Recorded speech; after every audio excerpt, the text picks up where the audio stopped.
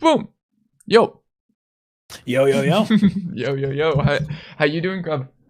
Good, man. How about you? Dude, I'm doing good. Good. I'm loving the setup. I'm loving everything. I said this right away. I'm like, dude, I love the setup already. Thank you, dude. Thank you. It was, like a year of this room being freaking empty and barren before I finally figured out how to make it look at least somewhat presentable. Oh, I bet. Oh, how was your haircut, by the way? Did they do Good, man. great? Good. Yeah, it's a little shorter than like I normally wear it, but it's good because it's gonna grow out now, so it's all good. That's the main thing. Good. That's the main. You want it to grow out. That's why I go a little bit shorter than this, but not too much. But yeah. Yep. Yeah. Keep it a reasonable length. Yeah. Gotta keep it a reasonable length. Exactly. Crub, I ask this to every guest when they come on. Are you willing to talk about stuff that may possibly make you cry today? And are you fine with crying out of free will? Of course. Yes, of course, man. I'm always down. I'm an open book. You're an open book. That's a good thing. Sometimes it's like, oh, maybe you're like, you don't want to cry. I don't know. Some people challenge me. Some people do. Making Crub cry, I'm in. Listen, Chad, how do we make Crub cry? Have you cried on stream much, Crub? I think one time, a long time ago, I cried on stream right after I lost a family member. My community was being very supportive. But aside from that, I don't think so. It's been a couple years.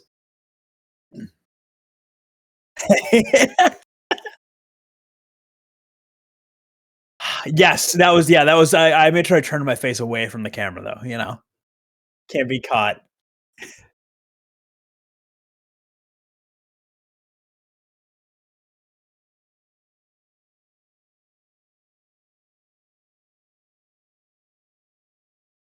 Yeah, I shot the Discord a little pingaroo, so hopefully some of the homies come through. Heck yeah, I love it.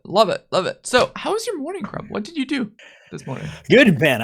Woke up at a deranged time. I think I woke up at 5 a.m. today. 5 a.m. I passed out. Yeah, dude. My sleep schedule is so fucked. It's so bad. Has it been fucked since TwitchCon or no? Yeah, it has actually. Literally, like since TwitchCon. I don't think TwitchCon was necessarily what caused it, but it was around then. I was already had like a weird sleep schedule, but I passed out at like 10 p.m. last night, and then woke up at like 5 this morning. So laid around for a couple of hours, and then I was like, I'm gonna go I went and got breakfast by myself, and just like had a morning of solitude. And then just did some work stuff, got my hair cut, and now I'm here. Nice, gotta love it. What's your typical routine though? Generally it is it's a roll out of bed at like 9:57 to hop on a 10 a.m. meeting because I work from home for my day job.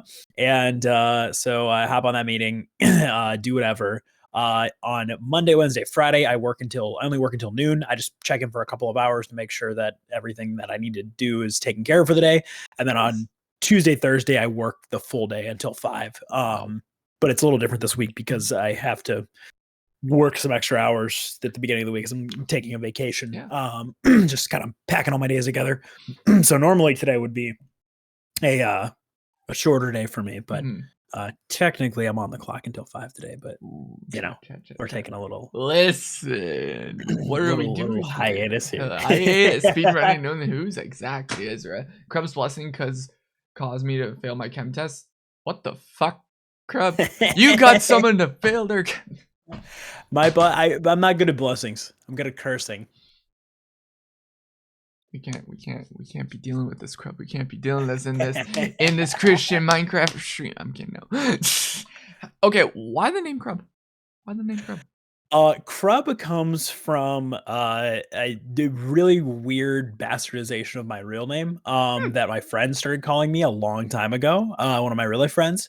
Outside of stream, way before I started streaming, and I thought it was funny because it sounds so unflattering. A Crub doesn't exactly sound like a cool sleek cool name. It's but it just stuck. And then my name used to be Jolteon. It was Jolteon Games on Twitch, and then it was Jolteon for my first year that I streamed. And then everyone called me Crub anyway. So I eventually changed it to Crub TV when I got partnered.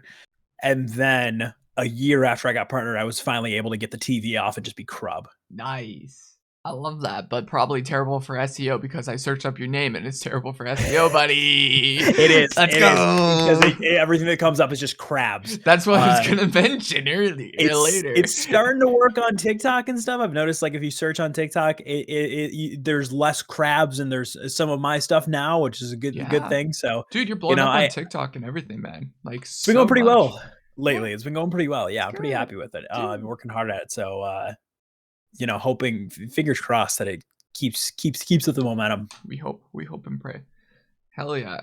OMG Crub on EU friendly. Do you stream like late hours always? Usually yes. I usually stream for a long time. I started at 7 p.m. Eastern, which was a pretty reasonable time for most people could stop in. But my schedule for like the past 2 or 3 months got a little bit fucked up, and I'm like kind of nocturnal now despite having a day job. So like I'll start streaming at like 9 or 10 p.m. now. Dude. I don't really have a schedule anymore. It's helped me kind of feel less stressed about getting started when I can just kind of go live whenever the heck I want. That's the same thing for me. I don't have a set schedule unless I'm doing these kind of things. It's usually afternoons for a lot of people because streamers love to do DGen hours, so it's perfect for them to do it in the afternoon. And I'm the same way. I stream when it's DGen hours because it's the best time, and also before bed for me. So literally I stream and then I go to sleep right away. Easy. Yep. Perfect. Yep. Exactly. Love the DGen hour streams. Heck yeah. Wait. Chat, if you love the DGen hour streams, type 1 in chat. If you're EU friendly, type 2. There you go. It's morning for me when he streams. Well, let's go. So why did you want to start streaming, Grub? I wouldn't even say that it's so funny because like I didn't even like want to stream, if that makes sense. Like I just wanted to play a game for a couple friends. And I feel like that's when things like this always kind of work out, is when you don't really anticipate things going well. A buddy of mine always posted that I didn't watch Twitch or really know anything about Twitch prior to streaming. And then in 2020, my buddy always posted that he was live just playing NHL, and he would just go live to a couple of his friends. He would always post it on Facebook that he was going live. Facebook of all places. Yeah. And I always saw him post it. I'm like, I should just pop in, and I like watched him do it a couple times, and I was like, I should try that. It's like my first ever game that I played on stream was Slime Rancher, and I was getting literally 2 frames per second because my computer was underpowered and my internet was also not. I was running off Wi-Fi and I needed an Ethernet cable. That's amazing. So I just started doing it, and then the Animal Crossing craze started, and I became an Animal Crossing streamer for a long time. Which is really when like my original kind of core community and started getting built, and then I realized that I could actually like do this more professionally, and kind of kicked off from there. Nice, dude. The Animal Crossing days were like, when was your first Animal Crossing game? Oh, I would say I started streaming Animal Crossing in like April of 2020. Okay. Or you're saying which is the first ever game of Animal Crossing that I played? Your first ever Animal Crossing. My first game that I played was Wild World on the DS. Same. Which is one of my favorite games of all time. Animal Crossing Wild World has a very special place in my heart. I remember playing it in the car at like nighttime when my grandparents would run errands with me and stuff. Like I would freaking just be playing Animal Crossing in the backseat. It was so sick. Dude, I remember the days. I forget when, but I got a 3DS later down the road. Actually, I have it like right here, my 3DS.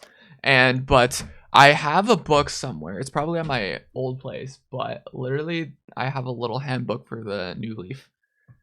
That's so cool. Dude, it was so sweet. So great, but also just time consuming. I love Animal Crossing. Animal Crossing is great. It's one of my favorite game series of all time.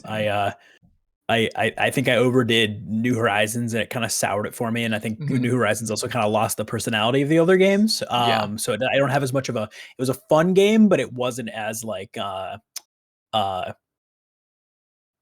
significant like emotionally to me. I guess that's the best way to describe it. Like as some of the older games were, and obviously it's probably rose-colored lenses a little bit, but it didn't have that personality that like some of the older games had. I should send you. I have this game actually. I got it because Stream actually bought it for me and everything. It's a game like Animal Crossing, but it's on Steam. It's called Haku Life. Have you heard of it? No, I actually haven't. No. Yeah, it's a single player based game. Life. It's like it's on Steam. Haku Life. and it's on Steam, and it's Animal Crossing basically knockoff, and it's perfect, and it's on Steam. It's like only $20 Canadian, and it's Okay, sick. probably 15 American, so it's really cheap. Okay, and sweet. Yeah, it's really backed by the community. I haven't played it ever since, but yeah, and also there's that Disney game that's like the Animal Crossing game. Oh yeah, the Dreamlight Valley game. I gave that a Yeah. try one time on stream. Was it good? Didn't pull me in. Didn't really pull me in initially. Okay. But I also tend to be anti-Disney adult in any capacity that I possibly can. So I don't know if I gave it the most fair shake. Yeah, I haven't looked at it. I wanted to get it, but at the same time, I haven't heard much about it. You're the second person I know who played it, but you're the one person that I know doesn't like it. But that's I've heard pretty much nothing but good things about it in general from basically everyone else. I was also sleep deprived and was streaming after like I hadn't slept for like 26 hours. I remember, and I just went live during the day for some reason and played that for like a couple hours, and I didn't really process what was going on, so I'm not the most reliable source for that game specifically. Crub, you just have terrible sleep schedules. It's really bad now. Yeah, it's really bad. Yeah, but it's weird because I get enough sleep, I just don't sleep at the right times, and sometimes my sleep is like split up. I'm not the kind of person that's like I only get 2 hours of sleep a night. I can't function on that, but like I will get 8 hours of sleep, but it might just be spread out throughout the day, or 10 hours of sleep, but I might not fall asleep till 7 a.m. It's just like all over the place. That's interesting. Yeah, for me, it's weird because I just was telling this to family members and everything. Like for me, if I get 8 or over like 10 hours of sleep, I'm tired. I'm very much tired. Right. I need to have like less hours of sleep. I need to have like 6 to 5 even of sleep for me to actually be like, oh, functional. And I've been like that for years now, which is sucky. So that's why I go to bed like at 3 o'clock and maybe get up at like 9 or something. Yeah. Reasonable amount of time. Yeah. Do you sleep on the clock? That's what Adam said. No, of course I don't. I've never done that. My job is kind of I can kind of just, as long as I get my work done, it doesn't really matter. Yeah, that's most jobs. So I'm able to adjust my schedule as need be. Who's your favorite chatters you have in your community group? Oh God, you're gonna make me choose favorite chat. I'm not gonna say the ones that are here, obviously. Damn. Autumn is legitimately like a very, very cool chatter though. Patrick Starr is new to the community, but they were a category viewer that came in that are really, really cool. Actually, I actually really legitimately like them very, very much. Co-op with my co-op are my parents. I love them, not literally, but they figuratively. They are a couple. They are a couple who streams, and they are hilarious. They play mostly scary games. I enjoy them a lot. And I mean, all my mods are, well, most of my mods are real life friends at this point. I've met. Oh, that's good. That's almost all my mods. And I'd say like half of them have been around like with me since like the very, very beginning. So good people. That's good. What's your favorite moment that you had with like your community or your mods or your chatters in general? Oh, that's a good question. I think I'm trying to think of like the best streams that I've had. I think there's 2 that come to mind. One was I did a 48-hour stream, which I hate sleeping on stream. The experience itself was kind of lame. But the outcome, we were raising money for Palestinian aid back when there was a big blow up within the Palestinian Israeli conflict last year, and we raised like I think it was like $6,500 in 48 hours for Doctors Without Borders, specifically for the conflict. And it was super cool.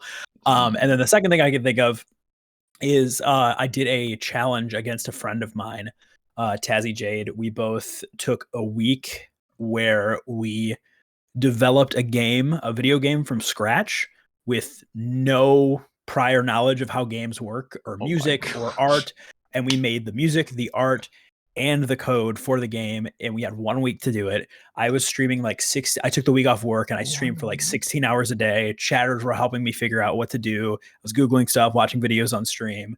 And those were truly like that degeneracy, and then like the final product was like my favorite thing that I've ever done. That's the most like fun I've had on stream. Wow. Like, it felt good to sit in front of a computer for 18 hours. Like, that's how like engaging it was. It was so much fun. Well, if you have your whole entire community backing you up making a video game and then they get to play it, like that's insane. It was very cool. Yeah. Well, definitely one of my favorite moments. Chat, how do you like the game? How does Crub manage juggling all that? Exactly, right? Jesus. Oh, your social manager says, wow, nothing for his potential head of social management. Ooh. Who's claiming? Who's claiming to be my head of social management? Sean? Hi, Sean. It's good to see you. You need to explain that right now, Crub. All my chat they want corporate positions in the Crub Corporation. You know, I got my social management. I got my PR directors getting ready. The PR department's gonna have to put in a lot of work for me. What about HR? What about HR? Do you have an HR? HR, we'll get an HR. Yeah, we'll get an HR. Okay. Yeah, we got HR. We got freaking, my personal assistants and wranglers. Yeah, I'm Eagles manager. Yeah, Israel's kind of, but like, wait, do you have? I'm gonna say Patrick's probably the janitor. The janitor. The janitor. I think she's more competent. She could be it's a girl. Oh. She could be like, yeah, it's so funny. We've had this conversation before because she's like, everyone thinks I'm a little boy when I come into chat, so I should probably change my name. And I was like, I totally get it if you want to do that, but I think it's really funny because yes, people do immediately think that, and I think that makes it very funny because you act so normal once you come into chat. My bad. I'm not trying to make women janitors. I didn't know you were a woman either, so don't cancel me, chat. Yeah, what are you doing, dude? Telling the woman in chat to go get to cleaning. Fuck. I'm canceled already on fucking Twitter. I'm telling you right now.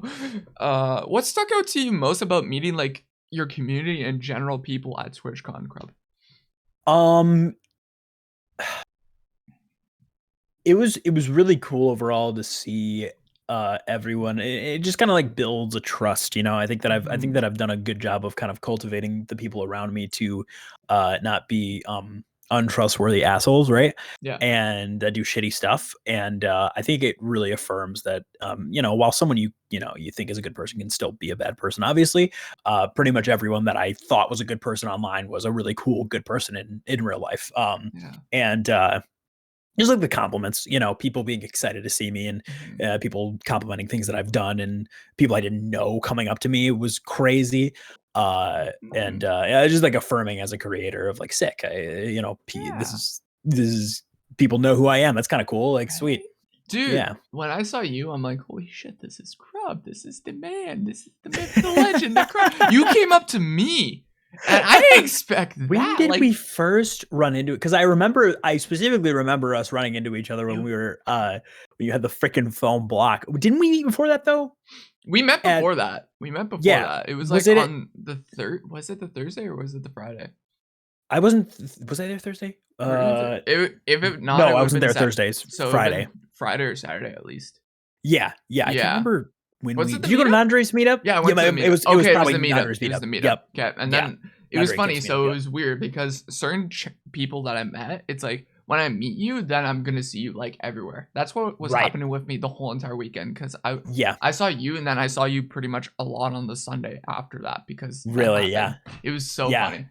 Yeah, dude, it was crazy. Crub, is there any chance you'll be in the UK in the foreseeable future? Ooh. The UK is on my short list of places to visit. I have a lot of friends, and I have friends in Scotland. I have friends in England. I have a very good friend in Wales.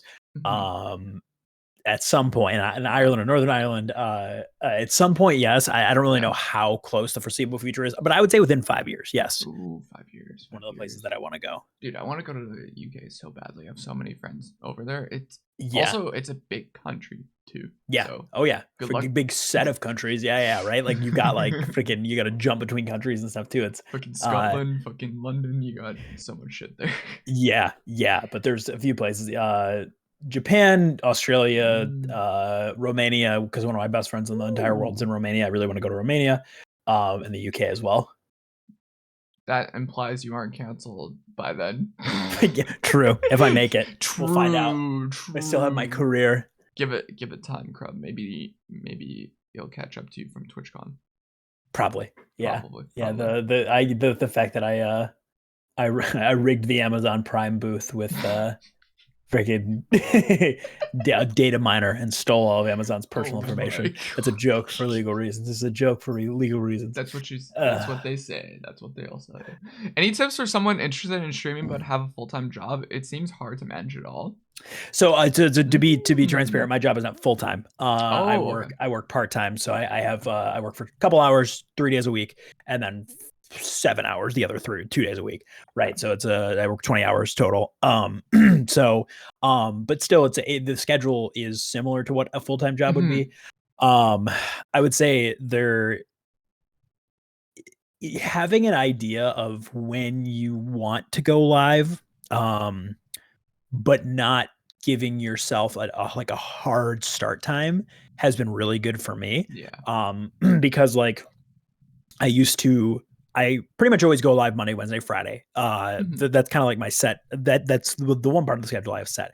I used to have a really hard start time at 7 p.m. Nice. And if it's 6:30 and I haven't eaten yet, or I haven't gone to the gym yet, or I haven't done something that I need to do at some point, but I haven't done it yet, it would stress me out because I would just be like, well, I'm going to sacrifice that thing so I can start streaming on time. And then I would be not in the right headspace to stream, low energy, et cetera, et cetera. Yeah. But kind of giving myself a little bit more of a flexible start time allowed me to make sure that everything I needed to get done got done.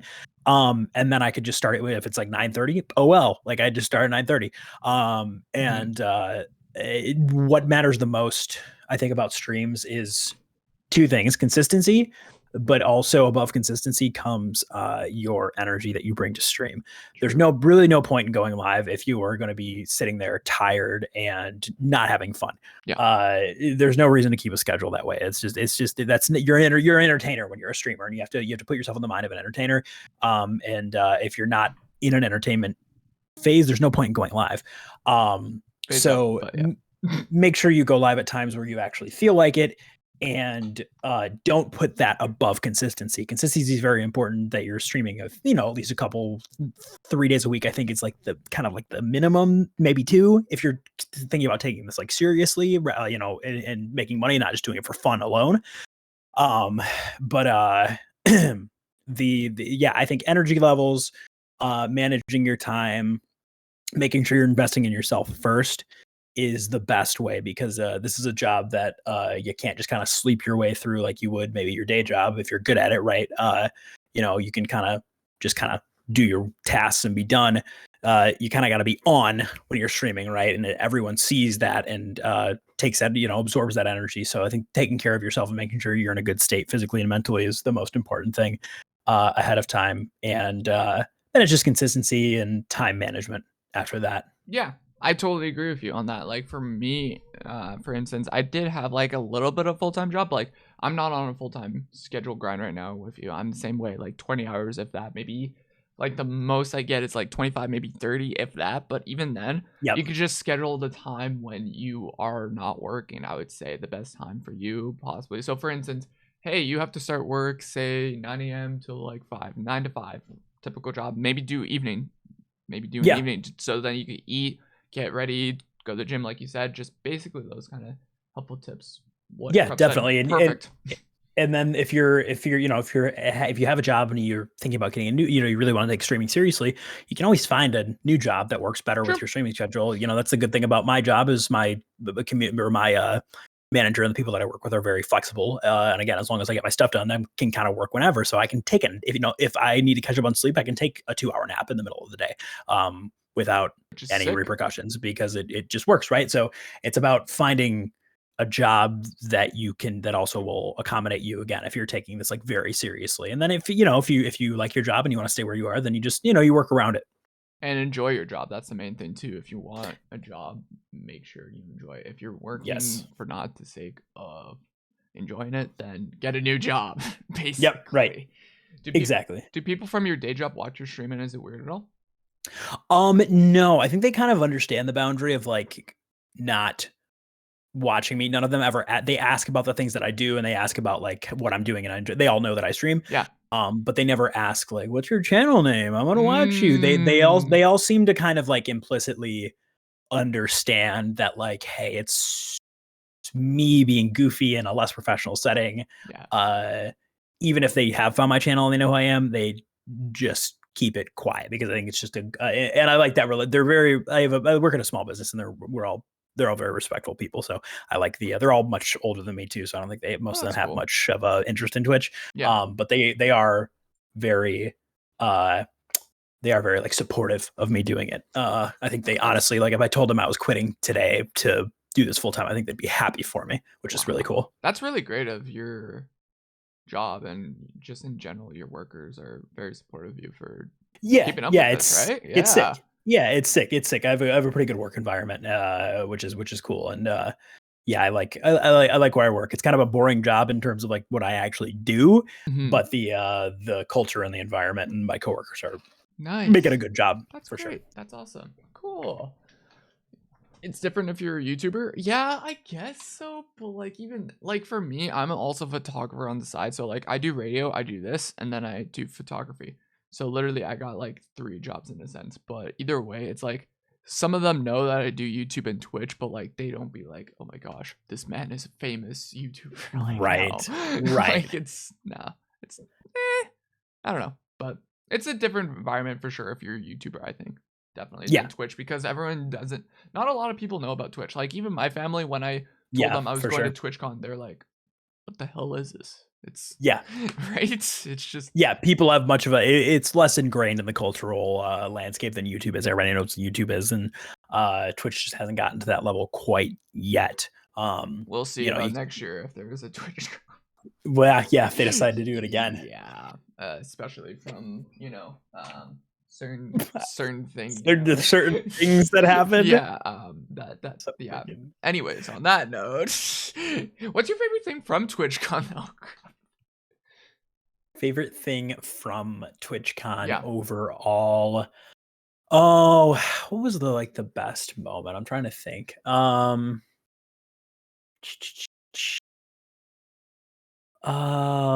gosh, there were a lot of good things that happened. I think one of the funniest things that happened to me, which was like kind of surreal, was I there was a group of people walking past me, and they all stopped. I was just talking to my friend waiting for an Uber. I was sitting in the grass in front of a Marriott, just talking to my friend waiting for our Uber to come to take us to a party.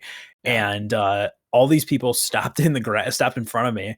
And then one of them just holds their phone up to me and is like, "Hey, you're a meme going around." And it's like a picture of me in the background of a picture that Nandre took at Nandre's meetup.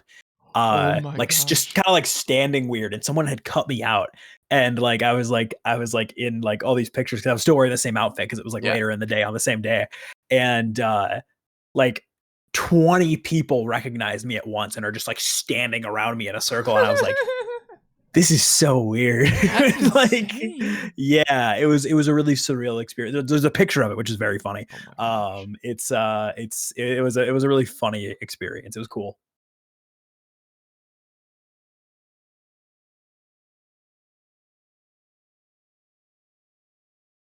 What? The sound smelled good. The sound smelled good from the brief whiff that I got of him. It didn't smell bad. So that's good. Meeting his sound was cool. It was. I wish I could have chatted with it. You know what was a really cool moment was talking to. I actually got to talk to Connor Eats Pants. I got to actually kind of chat with him a little bit. Nice. Connor's a really big inspiration to me creatively. So it was really cool to actually chat with Connor because I got to talk to him for a couple minutes instead of just saying hi and getting a picture. And he knew some mutuals of mine, so he was really friendly and it was cool. It was a cool interaction. Connor's interesting. It's weird. I met Connor twice, or I didn't get to see him again at TwitchCon, but I met him twice. It's a weird interaction with Connor every single time with him. Always. Really? Yeah. Like the first time he was great with me. Second time I think he was drunk or something. That'll do it. Yeah. And then I haven't seen him since then. So it was makes sense. Weird interaction with Connor always, but yeah. Yeah, I get it. Yeah, it's when you catch people, It's always different. I think my favorite moment from TwitchCon, I told people this and they thought this was hilarious. It was a bunch of kids, I think at what was it? on the Friday. I think it was the Friday. Yeah, this was the Friday because I saw Myth on the Friday, just walking down the road. Or no, was this a Thursday? Maybe it was either Thursday or Friday night, and it was during. No, this was Thursday. No, Friday. I lost count of my days. Anyways, but there was a bunch of kids. I was just walking down basically the quarter lamp district, the gas lamp district. Yes, and then bunch of kids or a bunch of, I guess, little streamers or whatever. Basically, there was like 10 of them saying, "You're that famous Mexican streamer." Oh, I remember you talking about that. Yeah. So I don't remember what they said, what streamer it was, but literally there was like 10 kids freaking out, thinking I was some Mexican streamer, and that was then like they all freaked out. And then there's like 3 of them like, "Let's get a picture with him," and I'm like, "Okay, sure." I got. So I got a picture of some kids. They thought I was some famous Mexican streamer at Twitchcon. Funny. That's so funny. So that's sick though. That's cool. Yeah, well, it didn't have my badge on me. I looked all dressed up, but also I was just running down. So they thought I was a famous streamer running down too. So it's great too. Dude, that's so funny. That's awesome. I hope it's on the internet somewhere or something. Because it probably exists somewhere. So if it was at TwitchCon too, right? TwitchCon, yeah, for sure. Right? But that's so funny. I know, right? Damn. Okay. Tell me a bar story at TwitchCon.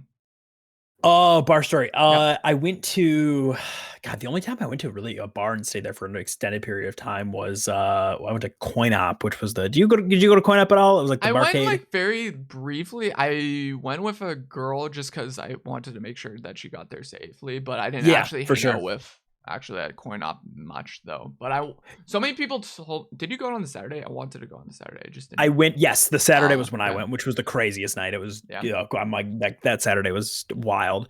Just the amount of people that were out and like the things going on. Nothing crazy happened that day, but I got to spend like the whole night with like various people that I really enjoy being around. And it was actually really nice because I'm usually not like I'm not really a bar person because I don't drink, so like it's like I don't really have a reason to be at bars. So I was like I'm probably gonna go for like an hour or two and then leave because it's gonna get weird because I'm just not. But all of my friends made me feel like so included the entire night. It was so sick, and I ended up really enjoying myself. And I stayed for like 8 hours, and it was with everyone because it was just a good experience overall. So, so it was sick. Damn. Yeah, I wanted to. I should have went. Like that's the thing. No one told me. The move was Coin Op on Saturday. I was texting Non. Yeah. He never responded to me any of the nights where he was. Oh, it's so like it's so hard because like so many people. It's funny because people were like I feel like people were using Nandre as like the guy. I should have messaged you. That's what I should have just like tweeted. Yeah. I could have told you next year. Yeah. Next year, buddy. I got you next time. Next year, I'll be like, "Yo, Crub, what's the move for tonight?" Oh, Coin Op. I don't even know who told me they were going. I think I ran into Nandre on the street. I think that was why I knew because I ran into him on the street. I'm like, where are you going? He's like, here. And I'm like, okay. He's like, meet us there. And I was like, okay, for sure. That's fair. Yeah. So. Well, I did see Nandre on the Saturday. It was the thing we were trying to get into somewhere, and then we just couldn't. And then Non just up and left. So I'm like, the fuck Non. So it's so. I'm funny. like, what's the move? And then he's like, I don't know. And then he just runs off. He was with Sam and I think Barry too. So I was like, what? But yeah. Have you tried any non-alcoholic drinks? What's your favorite? Mainly asking because I won't drink. Like a mocktail? Is that what you're talking about? Apple juice. There you guys go. No. I'm trying to think of like I don't know. Because I'm assuming because obviously you know. Yeah, I'm assuming you're talking about like mocktails or things that get at the bar. My go-to is always a fucking Red Bull. Like I get a Red Bull and I look insane walking around with a Red Bull can. Dude, but you're the Red Bull guy. Come on. Yeah, you can always get like, if you want to kind of quote unquote fit in and just like not have people question you because like random people will ask you, your friends won't give you shit, but like random people like be like, why are you drinking? It's weird. So like if you want to just like fit in, you can always get just a tonic, like just tonic water. So you have something in your hand, or have them pour Red Bull, or some bars will have like lemonade. Wait, they Or have I like sweet lemonade at tea. bars? Depends on where you go. Okay. Yeah. So, sometimes, yeah. So it depends on the bar, but there's usually some kind of non-alcoholic beverage that you can get to just, again, and they'll oftentimes have like Coke for Coke and rum. So you can just get a Coke, right? Like things like that. Some places have coffee if it's like one of those like, cafe-ish bars. There's a lot of different options. Everything. See, my go-to for the bar, I know it's alcoholic, but it's vodka Coke or vodka Pepsi. Right, and that's so you can they usually have that kind of stuff on tap, so you can get like some kind of pop, if you want just that. Ask him how many units he manages. What units? How many units I manage? How many units you manage? Units. What are you talking about, John? What do you mean? I'm so confused on that too. Oh, he's saying I'm a landlord. That's what he's saying. Yeah, there's a meme that goes around that I'm a landlord. I am not a landlord. I do not own any I have a house. So because I own a house, everyone calls me a landlord. Where's your rent then? Yeah, come on, where's rent? Rent's due. But yeah, I live in the middle of butt frick nowhere, so I'm fortunate enough to be able to have a house. So but it's I am not a landlord. I do not own property that I rent out. Would you though, Crub? That's the real question. Would you no, I would not be a landlord. I am so morally opposed to it, which is why everyone dunks on me for it, because they know that I'm like a freaking virulent leftist. So Okay, I found a tweet of you earlier, but that we a question about your landlordness. Just saying. Okay, cool. Crub, how was your LSAT experience? The LSAT. So I set a sub goal on my stream to take the LSAT, which is the law school admission test. Oh, cool. Never studied law. Don't know anything about law. We thought it would be hilarious if I took a test with no preparation whatsoever. I didn't prepare for it, didn't study, just signed up to take the LSAT. Yeah. And I took it about a week and a half ago. They said between 2 and 4 weeks I should be receiving my results. So we'll see if I'm somehow some kind of loss of honor, if I got literally the lowest score possible in the next couple of weeks. Jesus. Which it was very funny. Chat, you know what to do. Go out, get Scoop. Crub is a land bear. Okay. I'm not a land baron. You hear it here, folks. He is part of land. One thing you wish you got to do at Twitchcon that you regret not doing, Crub. Oh man, I don't think I spent enough time getting freebies. Honestly, I wish I got more T-shirts. I didn't go to like any of the booths. I barely get anything. I had so much time. I spent so much time talking to people, meeting friends and stuff. And like, I still would have done that over standing in line at booths and stuff. Yeah. But I didn't really do anything at the con. Even though I wish I could have spent more time at like the artist alley and stuff too. I got a couple things from the artist alley, but a lot of like the actual like draws of the con I didn't get to enjoy. I feel like, even though I paid for the ticket, so I kind of wish that I would have done that a little bit more. Yeah, I'm the same way. Like I found out after TwitchCon, there was a guy that had vintage film stuff. He was taking photos with vintage stuff at the artist alley. That's sick. I'm like, yo, that would have been so sick. I would have talked to him about photography and everything and got a photo. Like, there's so much stuff that I found out after the fact of TwitchCon. Like, damn, I missed this, you know? Yep, yeah. For sure. And yeah, I kind of felt the same way. Like, I just didn't really do much actual exploration of the con itself. Yeah, same. Oh my god. So speaking of loss, my calculator teacher wants to be a lawyer and took the loss. She didn't become a lawyer, so I need to find out what she got on it to compare to her to Crub. So you're gonna compare Crub to a fucking lawyer.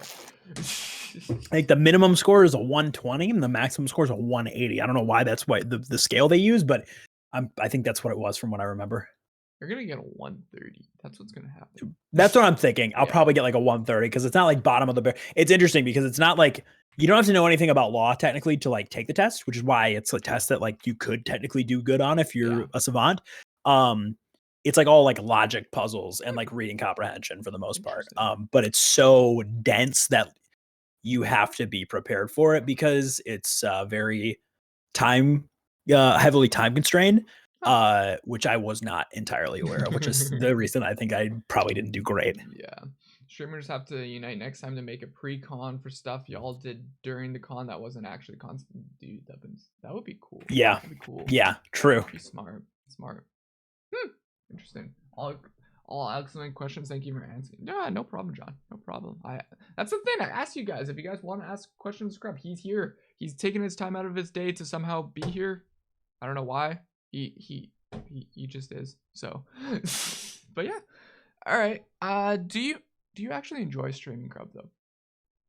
Yeah, I do. I would say there was a period after like my first year of streaming where I was not enjoying streaming. I was not just it wasn't playing the games that I wanted. I wasn't really happy with my community. I just had like a cozy freaking like just a community of chronically online people that in like the worst way possible, and I got really sick of it, and like it was mentally just taxing because it's just the most insane people you've ever met in your entire life. You came from like the Animal Crossing like cozy space, and I wasn't engaging in the type of content I wanted to create, and I wasn't as freely using I was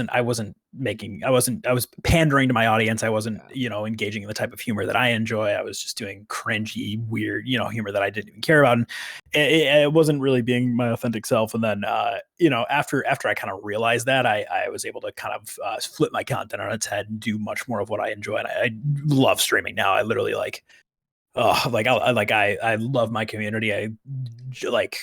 It's like what I look forward to most in my week is streaming. Great. Yeah. For me, I'm the same way. Like, it took me a while to enjoy.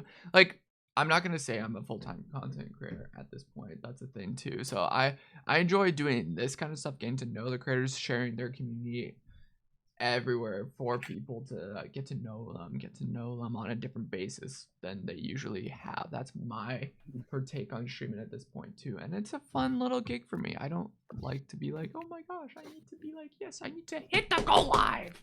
And yes. Yeah, but yeah, hell yeah. Yeah, as long as you're enjoying it, that's what matters the most. Yeah. What makes you stand out compared to other streamers, Scrub? I think that it's a good question, actually. What makes me stand out? I can already think of like one or two. I think that I am more comfortable just doing shit, even if some people don't like it. And I don't mean that in like a I make edgy jokes way, not like that kind of shit, but like in the sense of like I can be kind of annoying sometimes. I can be kind of like annoying, like I can eat and like I'm just I obnoxious and do things that are off the wall or like that might gross people out, like drinking the milk out of the plushie. I don't know if you've seen that clip. Yeah. It's like we're gonna mention that clip later. Or like the way that I do my Twitter, where I'm just constantly shit posting instead of really being serious all the time. I think that that I am a little more comfortable. Kind of, I'm also like the butt of jokes a lot of the time, and like I'm totally comfortable with that. Like my communities that does the way, and other creators too are like make me like the butt of jokes a lot of the time in like a very funny way, and I think it's something that I'm comfortable with. And I also have like a really like I have a really like ferocious curiosity about trying new things. And I really try and go all out on them when I do it. So, I've done everything on my stream and on my friend's streams, from ghost hunting with my friend Datoon to doing interviews at a county fair with random chuds at the county fair to making a video game on stream. I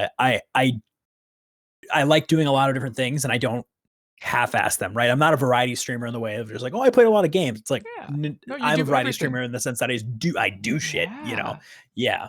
You do everything, which I really enjoy. I love that about you. When I searched you up and also hit you up like back like a month or two ago about podcasts or whatever the show, but we couldn't make it. But other than that, like, you do everything, Crub. That's what I like about you and your content. And the main thing I wanted to specifically say that makes you stand out compared to other streamers, your community backs you and also makes so many freaking memes about you, dude.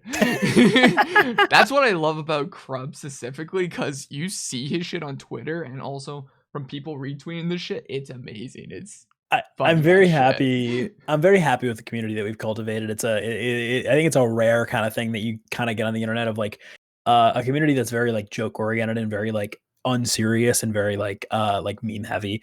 But they're also not like ridiculous edgelords, right? Like unfortunately you get a lot of that in like the online space of like you have this community that's like a bunch of meme lords, right? But they're like edgy weirdos and like very like insulated and not very tolerant to people outside of their own sphere.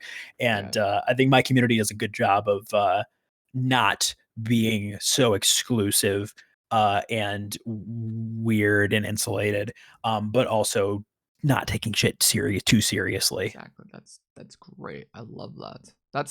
I specifically love that. There's a few people that are coming into my community that are trying to keep something serious, and I'm like, no, don't make it so serious. This is not trying to make it that aspect of things. Like, yes, we need to have those serious topics and that, but like, we gotta have fun in here, right? And try to look at the openness. Yeah, exactly. How do you come up with the idea of the Fortnite Dude, I didn't think of putting this on the question. I forgot to put that on here. Thank you, Patrick. The random duos improv thing. Dude. Yeah, so there were a couple things that led to this. I've always been, a lot of my friends have done improv content. It's my friends mostly. Like my friends have done improv content. Like you look at like Sam and Nandre, who are some of my best friends. You know, they do a great job with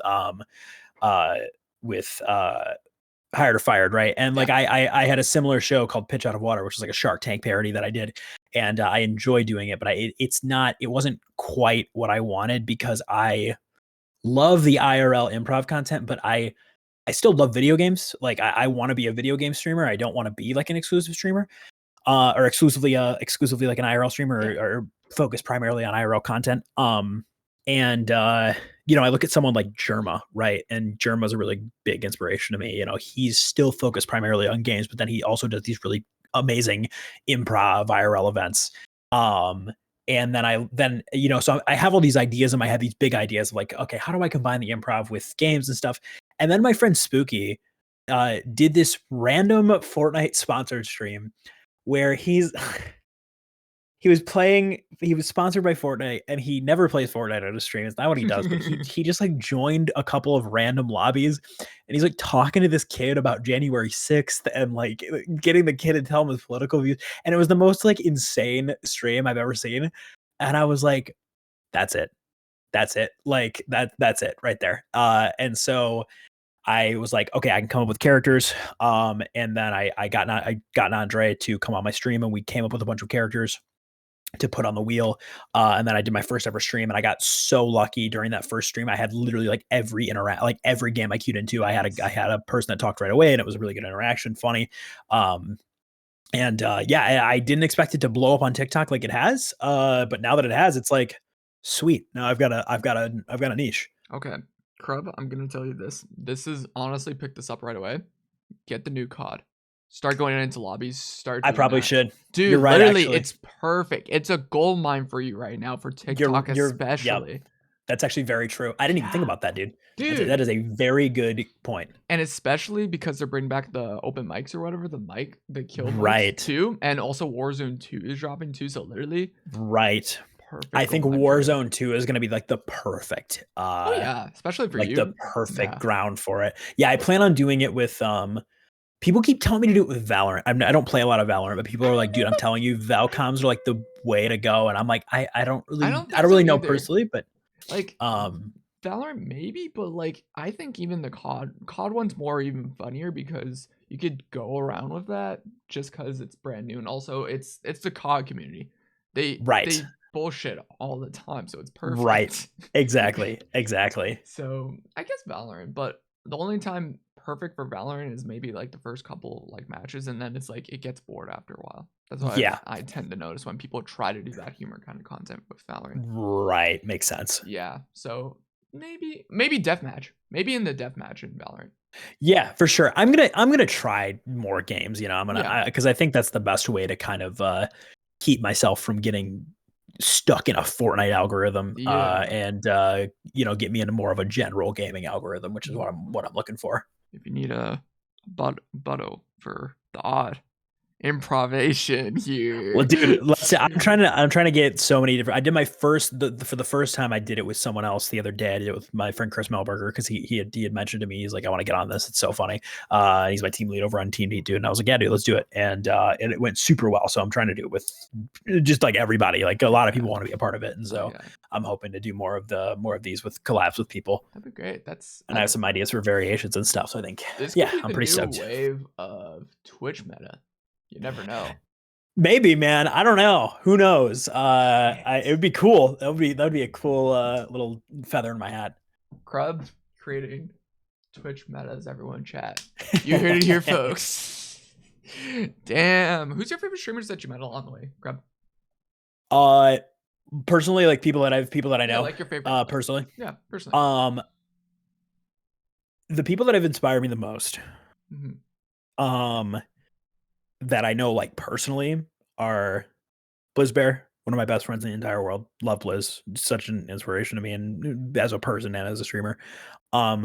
Spooky has like unleashed my sense of humor and like encouraged me to just be fucking just deranged, which I have the most fun with of anything. My friend Mo, who very much like Spooky, has kind of encouraged me to just lean into being myself and being funny and being more of a comedian above all else, and is just a good friend. My friends Kay and Homie, who are like my best friends in the entire world. Kay, Homie, and Bizarro Longy, they're my mods. Very, very good friends of mine. I've met them all in real life. They are like my ride or dies, so supportive of me in every capacity. I love them with all my heart. Who else do I want to mention?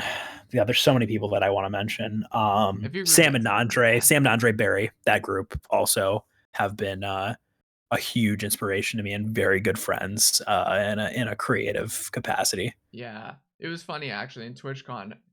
When I first met Barry, we just literally Barry is so funny. Funny. Dude, I love Barry. Barry just Barry never makes himself the center of attention, which I think is so funny because he is so funny. And I feel like him just kind of being okay with existing in the background sometimes, it makes him even funnier. I love Barry.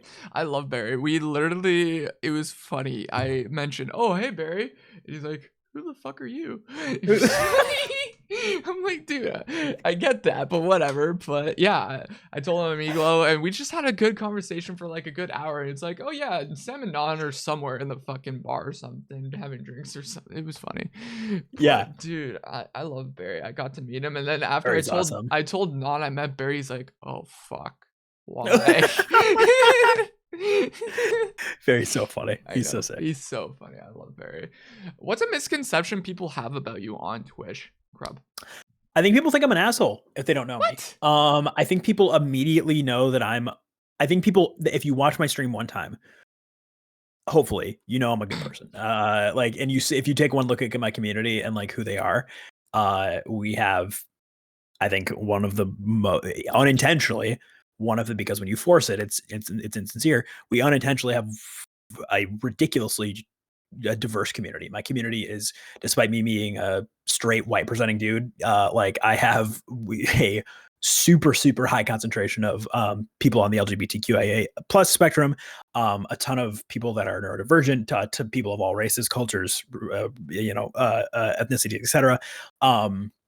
And because we really don't take shit in our community, any kind of sort of discriminatory shit, I take that very seriously. But I think when people see me from an outside perspective, like on Twitter specifically, I am very much like fuck affiliates, like that. And I'm like, if you know me, you know I'm clearly joking, and you know that it's a satire and I'm doing a thing. But I have a lot of people who have I know written me off entirely. Because they are agitated by the type of humor, or they think that I go too far, et cetera, which is fine. But I think a lot of people think I'm an asshole, and I'm okay with it to an extent. I put it on myself, but I try not to actually be an asshole in the way that I treat people. That's what I want. We need my chatters are all going to say yes. Chat, what do you think? Is he an asshole? Yes or no? What do we think, gamers? No. Germa end of list. Yeah, Germa is a good pick, but Jesus Christ, that sucks. That does suck that people just don't like that you are like assholey type. They think it's that, it's a blessing and a curse, right? Because it's like those are the kind of people that like and also you don't want them can't take a joke, right? Exactly. I don't want those people in my community because they can't take a joke anyway. Exactly. So I'd rather them think I'm an asshole from the outset instead of spend time getting parasocially attached to me and then having a problem with me and then trying to cancel me. That's way worse to deal with. So I would rather them just insult me or not interact with me from a distance. And it's like, that's chill. Exactly. Just stay away from me. Same thing with me too. Like there was a few people that are like, oh yeah, what are you doing in this situation and everything? I'm like, dude, that's not my intent. That's not my persona. If you watch my streams, you know who I am. I'm very much a humble Canadian dude who just you met me, Crub. Fuck. Like, Jesus. Like a lot of chatters hated Crub when they first found him. Oh shit. That also tends to be a common thread. It's so funny. Like Crub, I wanted to actually hit him with this thing. Yeah. He threatened me with that phone block. Listen. Hear me out. But yeah, for a lot of reasons, I think people, I'm very high octane when you come into my chat. I'm very like, there's a lot. I'm like talking really fast. I'm loud. I'm like, so like, I make like pretend asshole jokes, right? Of like, fuck you, new chatter. It's like, so I think it turns some people off, and some people like they see that for a second, and they're like, what the fuck?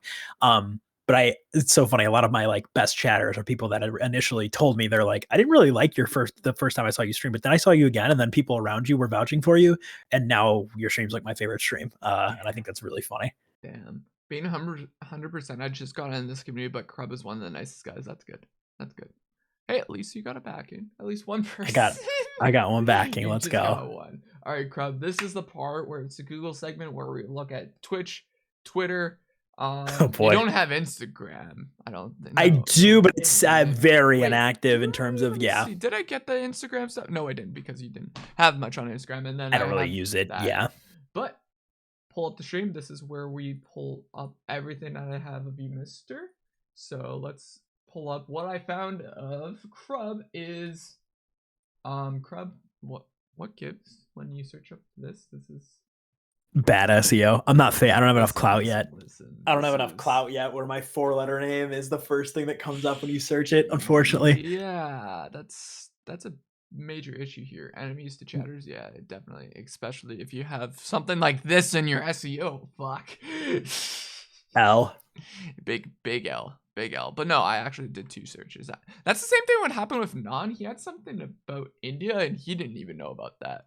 Really? And it kept coming up when you searched it. That's funny. Yeah, but when you search up Crub TV is when you get this. When you see all of my stuff when I was Crub TV. Yeah, Crub TV was definitely better for well, all my socials are Crub TV except for Twitch, I guess. So it's still it still is relevant. But yeah.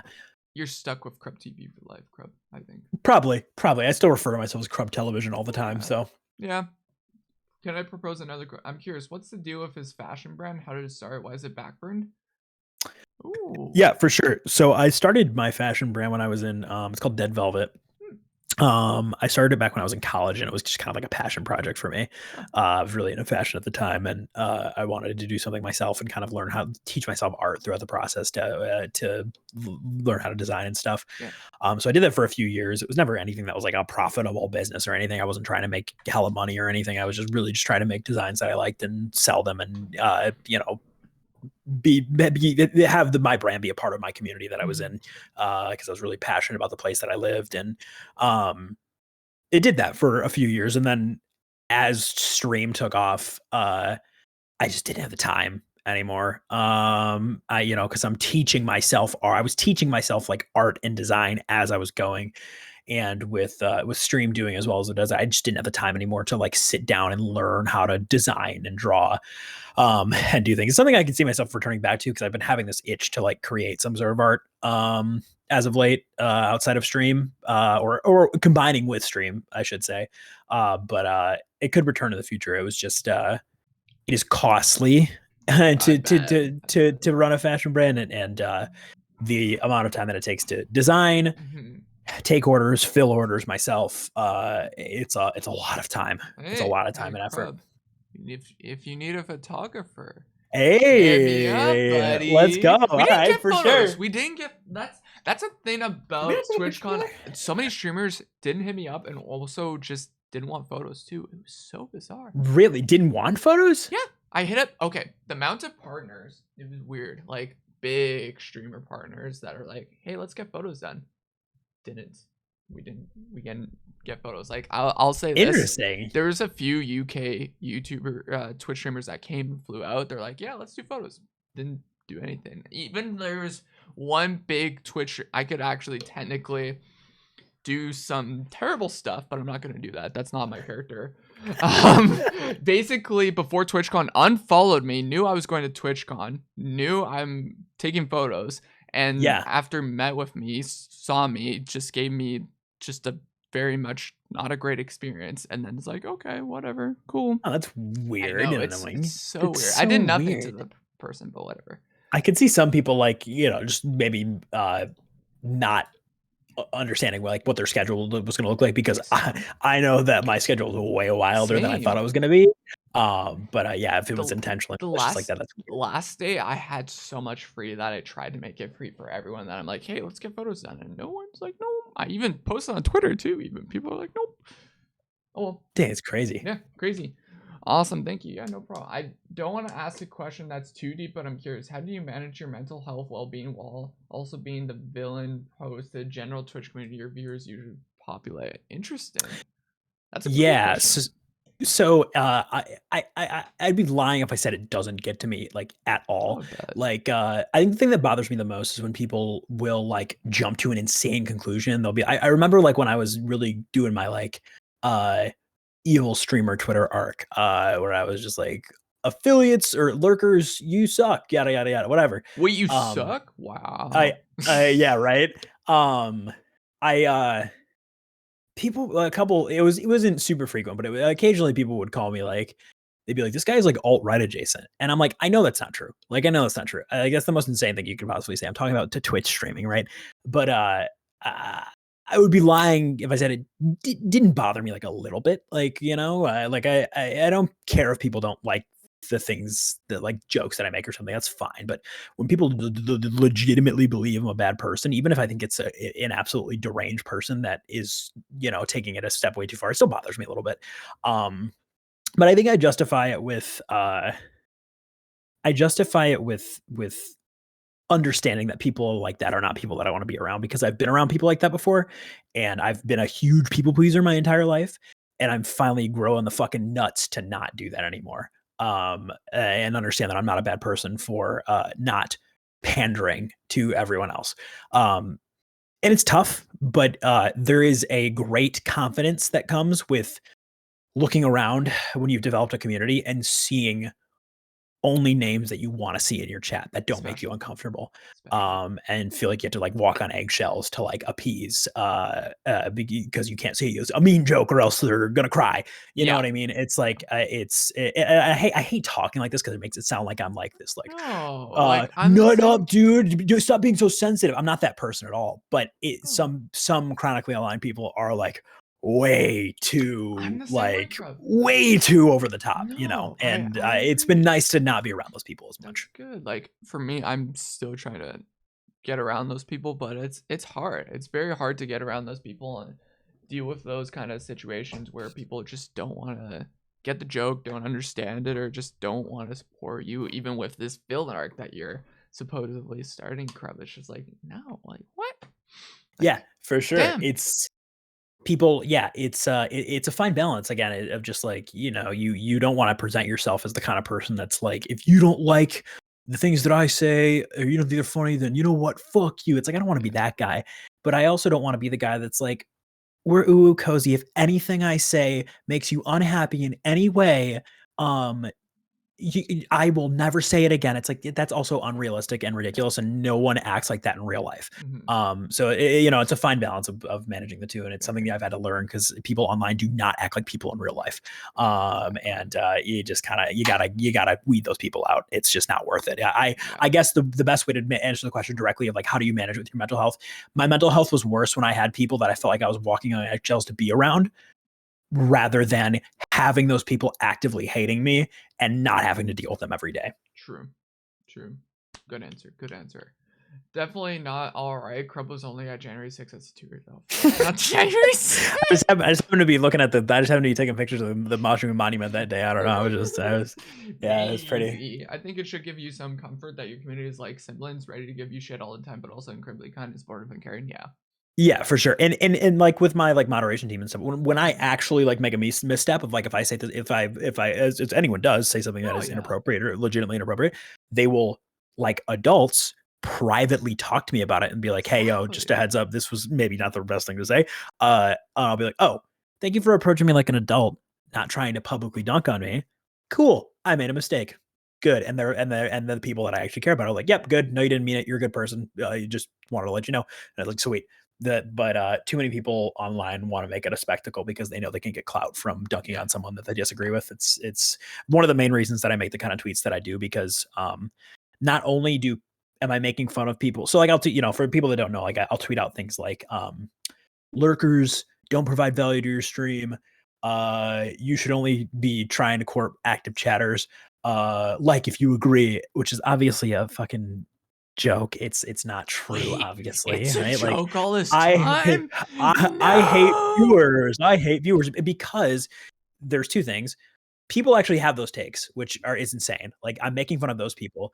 I'm making fun of the people who then dunk on people like that super hard for no reason. Like people get so much, like they love jerking themselves off for dunking on someone that has a bad opinion, instead of like with more serious topics, especially instead of like messaging that person, especially if they're like a mutual of yours, and saying like, hey man, this is probably not the like best thing to be saying.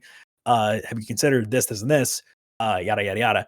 And I hate the public spectacle of like this crusade that people get on to like own people. I'm very much a believer in like understanding and rehabilitation from bad ideas. And so many people online do not think that way, and it's very harmful. Yep. Online is a scary place, including tweets where you said it's scary to put this out there, but honestly, I'm fine with landlords so long as we tax them 100%. What the hell? I think it's a base tweet. I think it's a base tweet. I forgot about making that tweet. Holy shit, that's an old one. When the fuck did I make that tweet? I was like June. Jesus Christ. That's your first tweet that I found. Like, really? Oh my gosh. Well, you have like 16,000 tweets. I have a ridiculous amount of tweets. I'm chronically online. How much do I have? Mine's like a lot, but you don't want to see how much I've tweeted, but dude. But that's a tweet. Any comments from that tweet? Are you cool with me talking about politics on your stream? Dude, I don't want to give two shit about politics. I just voted actually today in Canada. Poggers. Heck yeah! I think our elections are coming up in Michigan here soon.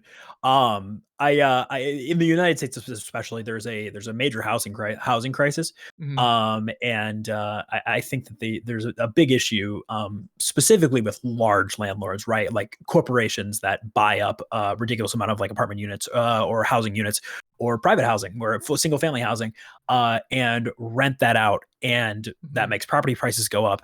That prevents families from being able to take ownership. For example, the house that I'm in right now, we bought a year ago, and you get a big tax on your house on like the sale of your house if you sell it before you sell for 2 years. So we're trying to stay here for about 2 years. Okay. And people around me in my real life that don't hold the same beliefs that I do are like, well, why don't you just rent your house out? You can maintain ownership, then you don't have to pay your mortgage, and you can make a little extra income, which true. That's very true. But the way that I look at it is I am actively taking away a family, especially with the house that I live in, which is a single family house. I am taking away the ability to have ownership over a home away from probably a family, and instead charging them rent and giving them nothing in return except for temporary housing. And there's a big problem with lack of ownership in housing, specifically in the United States. So I ethically have a big problem with landlords, specifically large landlords that are part of corporations, because the amount of empty housing there is as a result of people buying up a bunch of houses to make them Airbnbs and stuff, there are a lot of homeless people or a lot of people that are forced to rent when they could buy for way cheaper payment every month. Mm-hmm. Shout out the landlord in Spider-Man. He really got the bag. I forget his name. I don't remember his name either. I remember his name, but just pay rent. Just pay rent, chat. Just pay up. Where rent's due. No, like rent's due. Yeah, rent is due, but rent is terrible. Rent is due. Yeah, it's the idea of everywhere. rent in general is I was just like landlord's political isn't like basic human empathy. You'd think so, Adam, but here's the thing: is like so many people do. There are so many landlords that they make it a political issue, right? Yeah. Okay, Crub's a landlord at this point now. Okay, confirmed. So funny. No, like housing is terrible even in Canada. Like it's so expensive here. A friend of, especially in like Vancouver and basically anywhere in Ontario, I know it's very, very bad, right? Unless you go in the outskirts of Toronto, that's where I want to typically probably go. At right. Like maybe Hamilton or something, like just outside of the city of Toronto. It's not that bad for rent. Yeah. Like, literally, I saw rent like 600, maybe 500 a month, and that's the same thing. That's not too bad. That's right around here. That's too. Very reasonable. Yeah. Yeah, but you have to have that's roommates. That's with roommates too. So that's sure. Yeah, that's fine. But yeah, for sure. Cool. What we got? If your pillow isn't yellow, you're doing it wrong. What the? Hold up. Wait. If your pillow isn't yellow, you're doing it wrong. Crub, what are you? Can we get some explaining here about the yellow pillow here? Look. Okay. There's something about how broken in a yellow pillow is that is so much more comfortable than like a brand new pillow. It's like having a pair of shoes that are creased and dirty. Always going to be way more comfortable than a brand new fresh out the box pair, Yeah, canceled. I think honestly, fresh out of the box is the best. I have a blood pillow if you want to see a blood pillow. But blood pillow? Technically I can't show blood on stream, but probably a good idea. Just saying, but no, there's like blood stains on like the past, nosebleeds and everything, right? So there's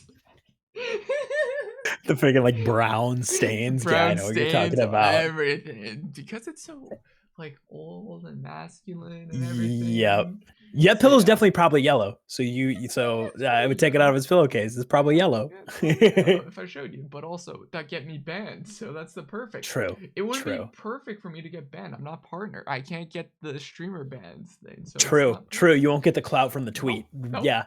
So that's very true. Thinking like a businessman. Exactly. So my old pillow I used for my whole childhood was so goddamn yellow. It was horrific. Was this before or after he broke 2 beds in a? Wait, what? You broke 2 beds in a row, bro? This is like legitimately traumatic experience. Oh my god, dude. Okay, so like I had this IKEA bed that I bought for my apartment when I first moved out of my family's home, and I got it together. It was kind of a pain in the butt, but it worked. I lived in my apartment for a year and it was fine. And then my friends attempted to take it apart for me and put it back together, the bed frame. It was IKEA, piece of garbage. It was like $200. And so they put it back together, just fine, but it was a piece of shit. So like all the screws were stripped and it was all garbage. So like, we got it set up in my new place. And like one night I was just like, I like flopped down on my bed after a long day and just like the whole thing just fell apart. Horrible, dude. It's like 2 a.m. I just want to sleep. And so I like, take the middle of it out and just put my mattress on the floor in between the frame and freaking wood is shattered and shit. So he's just in the, oh my God. I'm like in the middle. Right. Exactly. And so like we took it all out, we got it away. And then my fiance and I found a really good deal for like a bedroom set. It was an older bedroom set, but it was all wood. It was really nice. And we got a new bed with a new bed frame. The wood on the rails of this bed frame was rotting. Everything else was great. All the nightstands were great. None of the wood was bright. Even the head and the floorboard or the floor stand of the bed were great shape, but the rails of the bed were rotting away. And so once again, after a long day, it's like 4 a.m. I go to sit down on my freaking bed and go to sleep, and the entire like middle of like the rails falls apart. And once again, our mattress is on the floor between the headboard and the footboard. So what we had to end up doing was we bought a metal bed frame and put it in the middle of the head and floorboard, or footboard, that is. And and now our mattress is on top of that. And it looks like it's on the regular bed frame, but oh my god, that was a horrific experience. I hated it.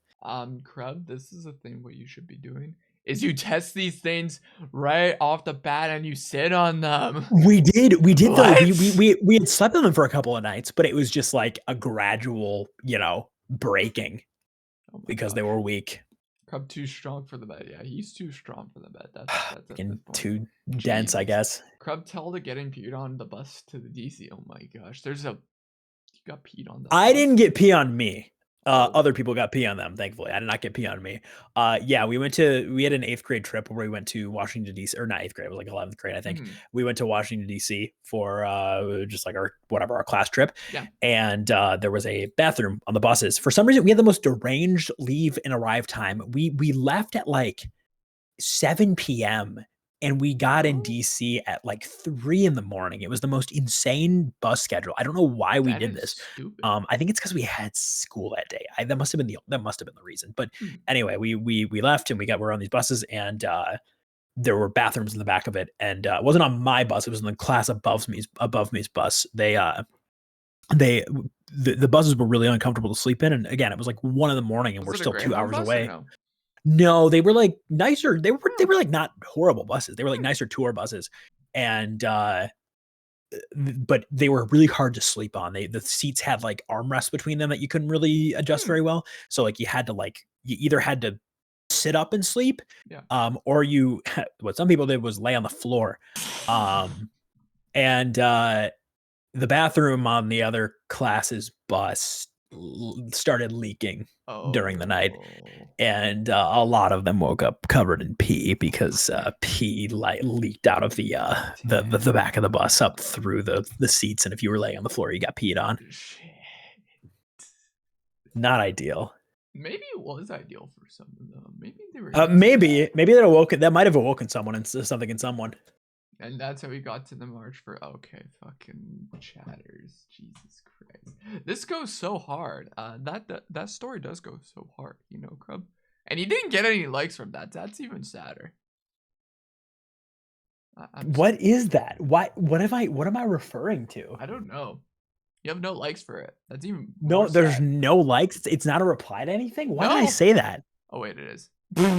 Okay, all right, cool. Never mind. I scrolled up and didn't see that. Oh, then they deleted the tweet. They deleted the tweets. I don't even know. I have no idea what that tweet is. I don't even know either. I just popped that up. I'm like, Jesus Christ. Okay, that happened. Okay. And this one, I do not look like Otis from Barnyard. This was a big thing. There was an entire freaking arc where people kept saying I look like Otis from Barnyard. Dude, Barnyard was such a good show movie. People say we have like the same proportions, and I hate it to say it. Like I kind of see it, and it makes me mad.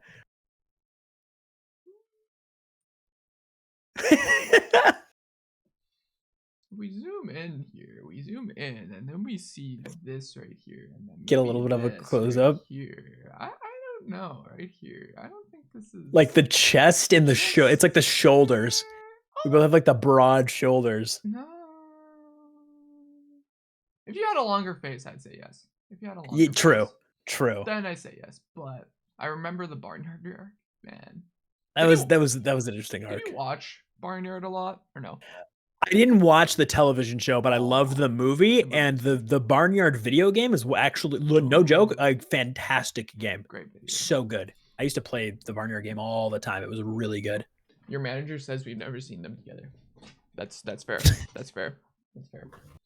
By the way, chat, I need a new social media manager, so I take any requests. Go on, chat room. Since you all want to be corporate. And you want to be corporates in here. All right, let's get into Twitch clips, and then we'll get into some talk about a little bit of IRL stuff from Okay, you. cool. The baptism and sucking of that I baptize you, my sister, My top coach clip in the name did of well the on Father, LSF. So the that Son, seemed like a ridiculous and the amount of Holy views. Ghost, That's my buried in the LSF likeness of his moment. death. OMG. pauses. The only one I've ever needed. Jesus Christ. Crap. Let me see your feed. Show me what I have to work with. I'll show you later. I came at the right time, yes. What the frick is this crap? When I saw this, I'm like, what? Dead for 3 days. One of my proudest moments, inspired by the copy pasta about the webkin that the kid had that they would cover in milk and throw at the wall and it would make a slapping sound. I read that copy pasta. I'm like, I set a goal to hit that, and my community hit it in literally a day, a donation goal. And we ended up doing it, and it was I got like 10 other streamers to do it after that too, which I was very proud of.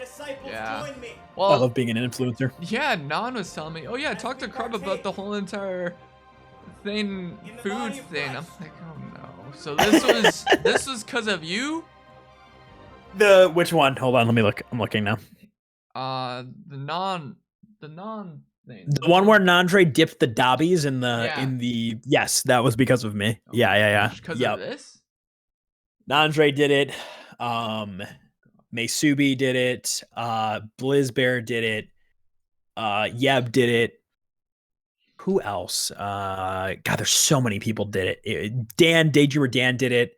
Oh, damn. Lori Bird. Gosh. Yep. Dan's I think was the most disgusting. Dan mixed milk and like chicken broth together and like dipped a rat plushie. It was disgusting. It was like I'm not easily grossed out, but like seeing Dan's was like the fucking most disgusting one that I saw. I've heard the platypus Repulsive. back there. I could do that with him, but that's... Yeah, you should bring the milk plush suck back. Bring the meta back. It was truly a meta for a while. It was very funny. Good thing I wasn't in this community at that point. In that You dodged a bullet. Fuck. Maybe we're gonna bring back that meta chat. Maybe you want it back. That pick of you on the left goes so fucking hard. No cap. I call Cleo. Oh god. Exclusive cold rescues the yoke. Okay, chat. You're going off the walls now. Okay, the next one we got is egg throw. This one was fun too. You have KK Slider doing fucking sick. This is what my room used to look like. It was so freaking barren for so long. My hair was also so fucking long. Yeah, your hair was so... The thing that made me love this is KK Slider, dude. Dude, this was the most shit cleanup ever because I meant to hit the middle of the door and I hit the fucking the hinges and it sucked to clean up. That sucked. This was inspired by a friend of mine who she was just I don't know, I just like in a fever when I first started streaming. We're just hanging out in our chat and I'm like, hey Mel, how many subs for you to whip an egg at the wall as hard as you possibly could? And she's like, I don't know, 2. And I was like, what the fuck? And I was like, I immediately gifted 2 subs. And there is a clip of her whipping an egg at the wall as hard as she physically can. And ever since she did that, I wanted to do it. But I lived in an apartment for super long where I had carpet. And I was like, I can't do that. And then when I finally got this house, which has hardwood floors, I was like, cool. I just moved into this house. Time to ruin it with a fucking egg. So I threw an egg at the wall for a sub goal. And it was a bitch to clean up. Chad, if you give me 50 subs, maybe 100 subs, I'll do it. But set a goal. Set a goal. Set a goal. I could set a goal and do it. I have hardwood floor in here, so that's possible. That's easy to clean up if you don't hit the hinge of your door. No, see what I would be doing. I'll show you is this. I hit whiteboard. Perfect. Oh, there you go. Yeah, I just want to cover your your stuff. Yes. Put like a towel over your stuff that you have on that dresser. We don't need a towel. Heck with a towel. Who needs towels here, Crub? I mean, if you want everything to be a little eggy for the rest of your life, and that's always an option. I support that. I support this movement of this. What's the stream antic that Janelle like least? Ooh. The egg. The egg? Yeah, it was the egg. Ooh. Yeah, for sure. The egg. She was like my fiance. She does not really get mad about things. She was not mad about that, but she's like, don't ever do something like that again.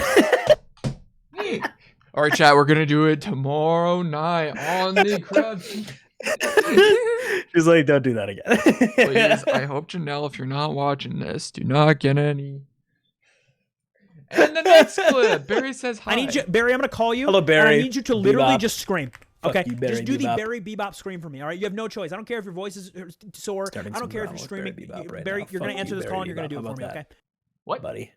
Already, you're gonna say "fuck you, Barry," even in this clip. I'm waiting. Yep.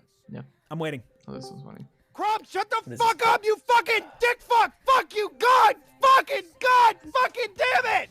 Shut the fuck up! What is that stupid fucking dumbass hair, you piece of fucking shit? I just got back from watching Deadpool with my family and my dad and my brother and his wife, who traveled all the way from Washington, D.C., where they're doing important government work, for you to come here and tell me, my goddamn backpacking traveling ass, that I can't make a goddamn fucking fire, you fucking dick fuck!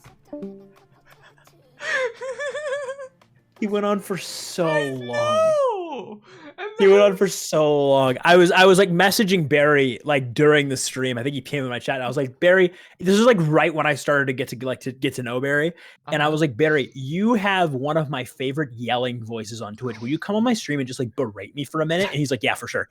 And so he just calls me and he just went into that rant. And it's so Barry has one of my favorite voices on Twitch. Barry has such a unique, I don't know what it fucking is. Yeah, but like especially when he yells, it's like it sounds like a cartoon character. It sounds like an Adult Swim character is what it reminds me of. He sounds like an Adult Swim character. Like I want Barry to do like voice acting because it's really I love Barry's voice. It's so fun. Barry so much. I need to get we connected after Twitchcon. I need to really get more connected with Barry. He's so highly funny, recommend. Dude. Big Barry Bebop fan. Oh, big Barry. Barry is great. What the hell's going on? We're showing Twitch clips of Crub's money quicker. Thing. It's a win. Television. That's me. Television. Televismo. You need to let chat berate you more. Exactly. All right. Last clip. Crub's goal. Money quicker. It's a win-win. It's a win-win. It guarantees it, and then I can just not stream next month. Yeah, guys, my goal. Is just to trick all of you simps into subbing for like 6 months at a time, and then take like 6 months off and just get paid. That's the goal. So can you guys? So Crub, can you care to explain this, chat? I think you're getting his retirement here right now.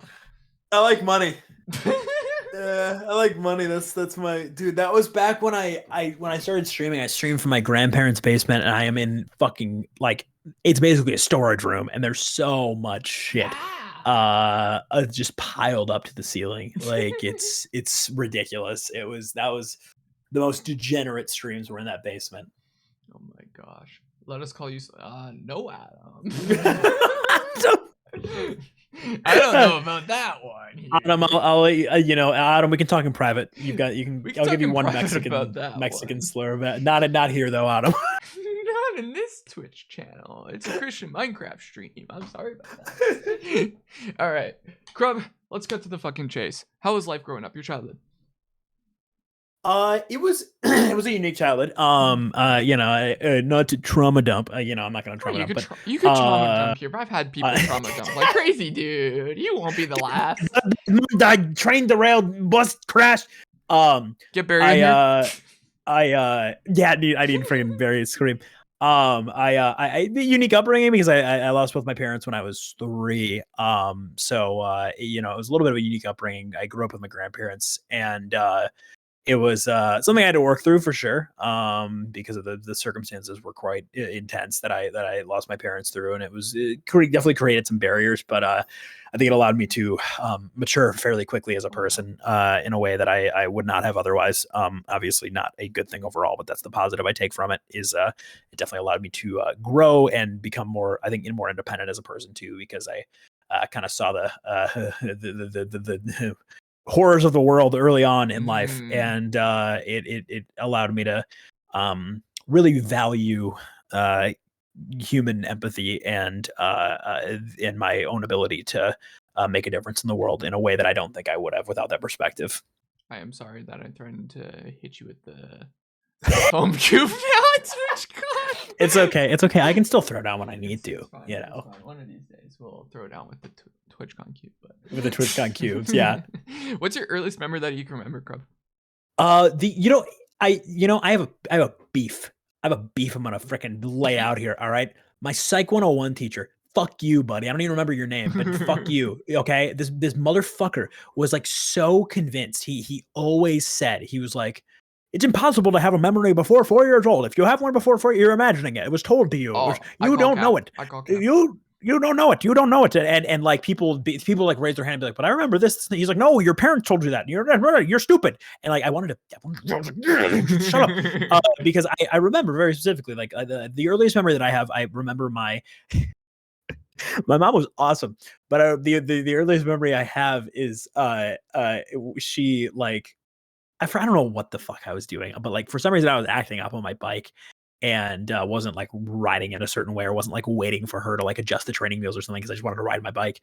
And I kept like trying to like pedal it away from her and stuff. And she was like, all right, you know what, fine. I'm just gonna go inside then. We're not riding the bike together. You're gonna be out here alone.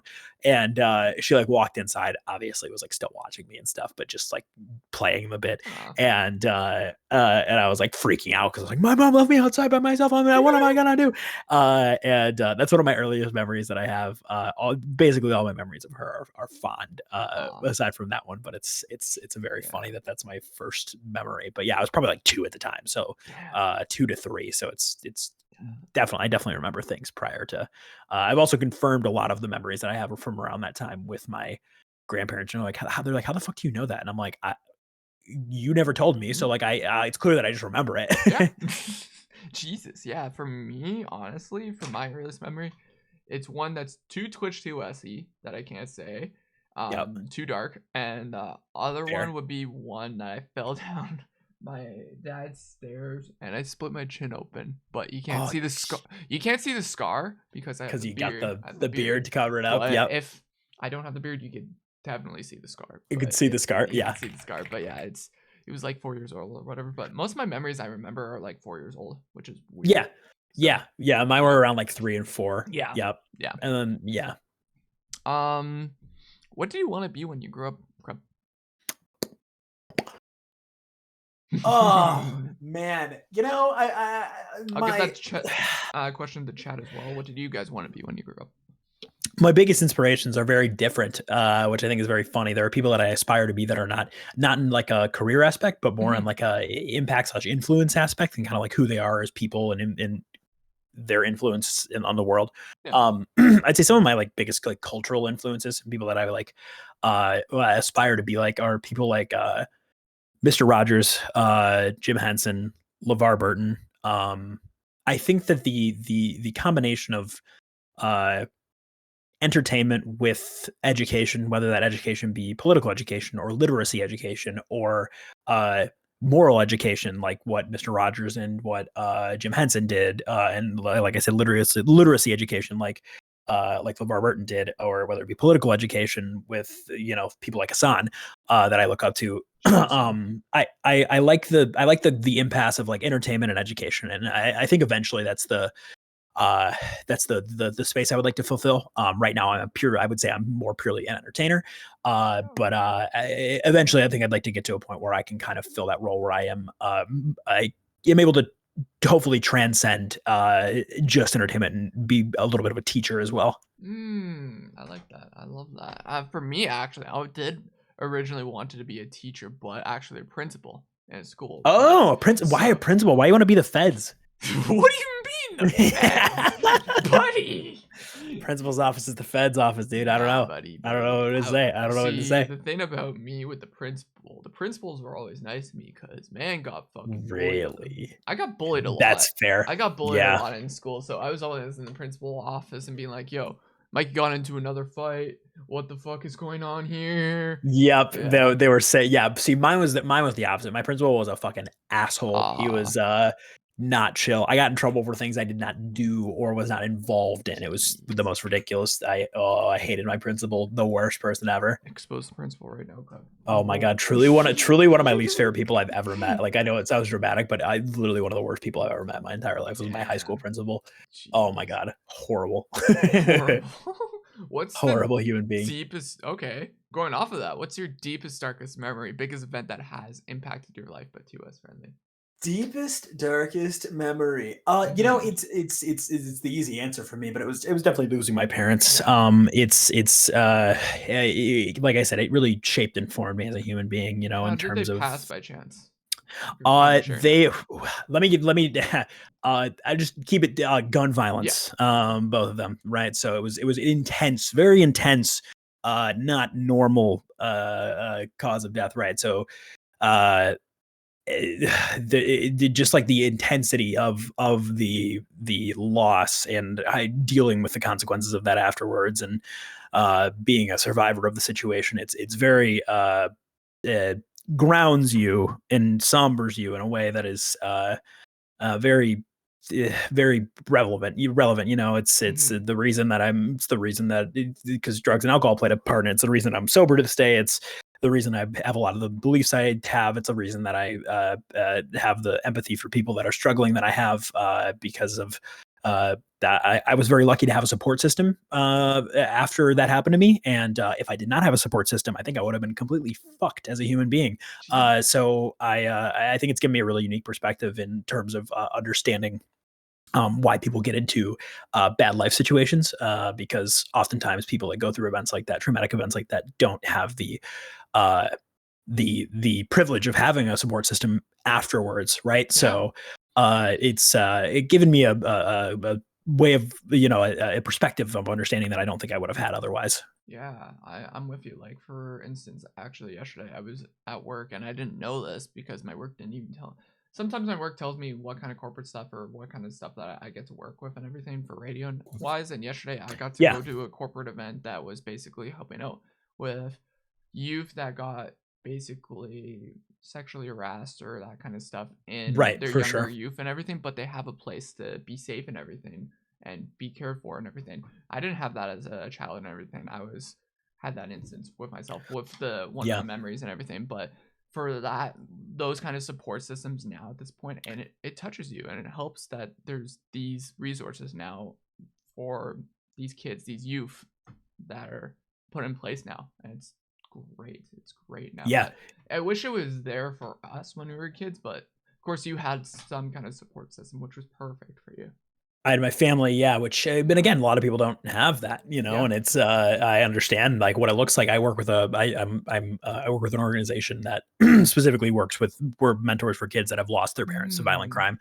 And a lot of them need that. Right. And it's you know, it's a lot of it, just a lot. There's a big need for that kind of support system, especially for kids.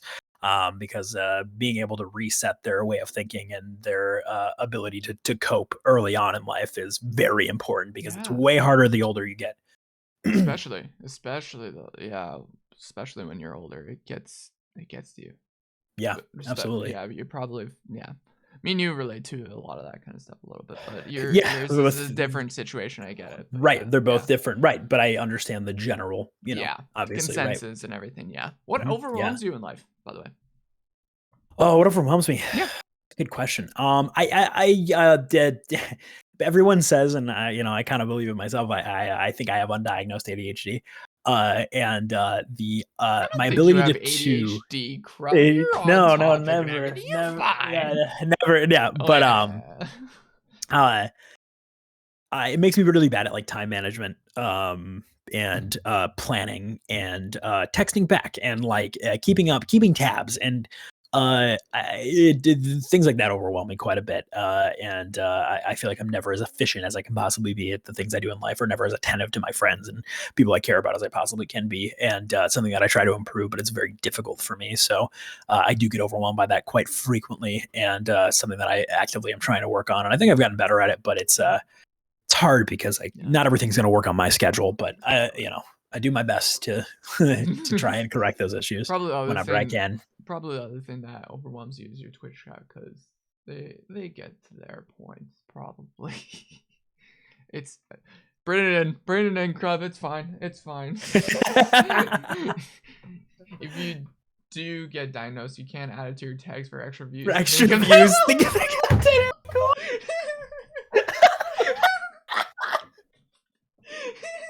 I've trained my community to be as cynical as possible. I love that when it comes to like, please, Adam, come. Adam, weapon. I don't care. God, Adam, please come back. Please come back to my streams. I need this shit in my community. It's like so real, man. It's like so like that's the shit I want. That's the shit I love that you have. It is my community is it's funny because my community is full of people that are neurodivergent, disabled people, the LGBT, but like they also are very, very aware of like people who weaponize that. Like one thing that I that is very like that I do a lot of my streams is like I'll kind of rib at the idea of being an ally, right? Because people love to say that, right? People love to say that, and it's not always a bad thing. Obviously, it's a term that, of course, you want to be an ally to marginalized communities. Of course, I believe that from my core. But so many people, we are homophobic and gay at the same time. It's such a. I think so many people use their weaponize their support for groups or their own identity sometimes in a weird way for clout or for and it's something that I try really hard not to do. I shouldn't have to from my perspective personally, it's like I shouldn't have to tell you I'm an ally. I should be able to prove that to you immediately. Yeah, my community does a good job at kind of like realizing when things are performative. I have a very funny community. That's why I always see the memes and they have them. That's why. Fuck, man.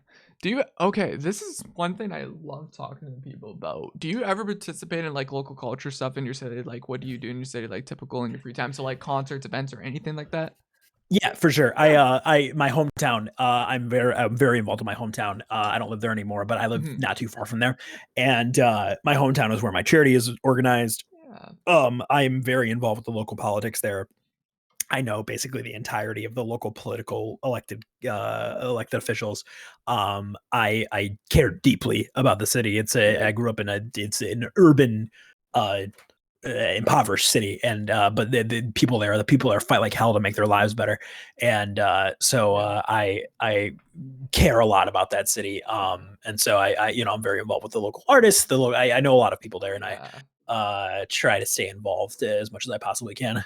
And now Fawn's like, Crub, drop your address. Drop my address. Drop your address. My community wants me to dox myself. Do you want to swat this man right now? We'll do a 1 in 1,000 sub drop. If there's a 1 in 1,000 chance, if you subscribe to me on twitch.tv, it will drop my full address in chat. I think that'd be a fun little game of roulette. 1 in 100,000. I'll drop my address. Let's go, chat. 1 in 100,000. I'm trying to get to the top, baby. We came to XQC. Do it. That would be a hilarious bit. Like if I was not afraid for my life, I would totally do that. Or if I was like moving soon, that would be so funny. I'll send you a gift. It'll blow your mind. Okay, chat. Who's your favorite music artist? Ooh, favorite musical artist. Right now it changes frequently. Some of my past ones have been. There's a time where it was Kendrick Lamar. There's a time where it was Sufjan Stevens. There's a time where it was brand new for a little bit. I've gone through a lot. I think my favorite artists right now that I've been listening to a lot. I've been on like a electronic music kick. I can't really pick one, but there's 3. Blade, Machine Girl, and Crystal Castles have been 3 artists that I've been listening to like nonstop as of late. As you're probably getting ready to go see Nandre for the festival. Yes, we're going to Second Sky. Blade's going to be there, which I'm very excited for. Blade is one of my favorite artists. I really, really like Blade stuff. Nice. I need to do. I've never done I've done festivals in my city, but not like I've gone out of my province and everything to actually go to a big music festival. Go to like a big festival. Yeah, it's fun. Really, the only like big festival I've ever been to is Warped Tour. So this will be like you went to Warped Tour? Yeah, I used to be really into like alternative music and stuff. Yeah, it's still some stuff, but yeah, I was definitely like a freaking emo kid. I just didn't dress like it when I was growing up. buddy. You lucky son of a bitch. And I photograph all those bands now. Fuck you. Do you really? Well, yeah. I saw your August Burns Red shirt, which is funny. Yeah. I used to listen to them every here and there. Dude, I had drinks with them. Fuck. I had drinks with them. We came into Romans, Hall of like I had a fun time with those guys when they all these people. Yep. Those guys were fun.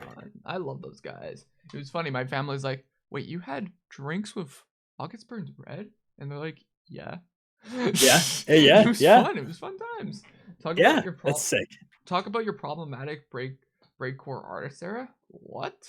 Oh my god, yeah. I used to listen to there's an artist called Sewer Slut, and apparently they're super racist, and I had no idea. But they make just like the instrumental, like you ever heard the Powerpuff Girls theme before? Yeah. Where it's like all those like really fast drums and it's like that kind of music, that kind of like style of music. And I had no idea until one of my chatters was like, "Is that Sewer Slut?" And I was like, yeah, that's I didn't know. And they're like, they did this. I'm like, oh, okay.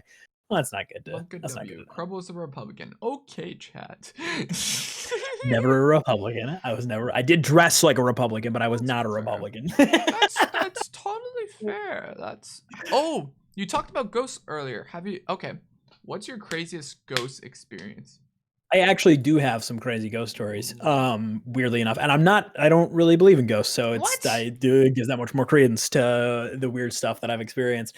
I feel like the craziest experience that I've had with ghosts is I lived in downtown Detroit for a few years for an internship. Oh, that's already or for a few months, I should say. Yeah, right. And the place I was living in an apartment complex that was connected to an old hotel. And that hotel was built like 1911, so it was super old. And apparently there were some homeless folks that died there. It was like a fire, a couple different things that happened.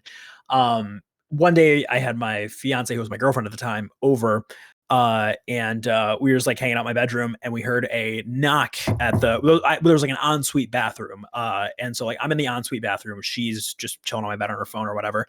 And I was showering, and we hear a knock at the door, and she's like, "Did you hear that?" And I was like, "Yeah, it must be one of my roommates. Hold on." So I like popped out of the shower, put my towel back on, I like opened my door, and I'm like, "What do they want?" And like no one was there.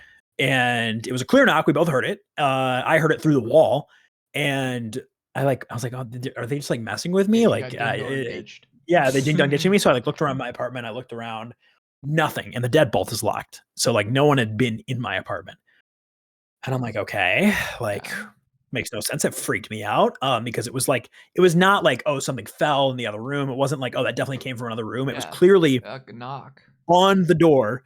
Like the sound of a fist hitting like a cheap apartment door, right?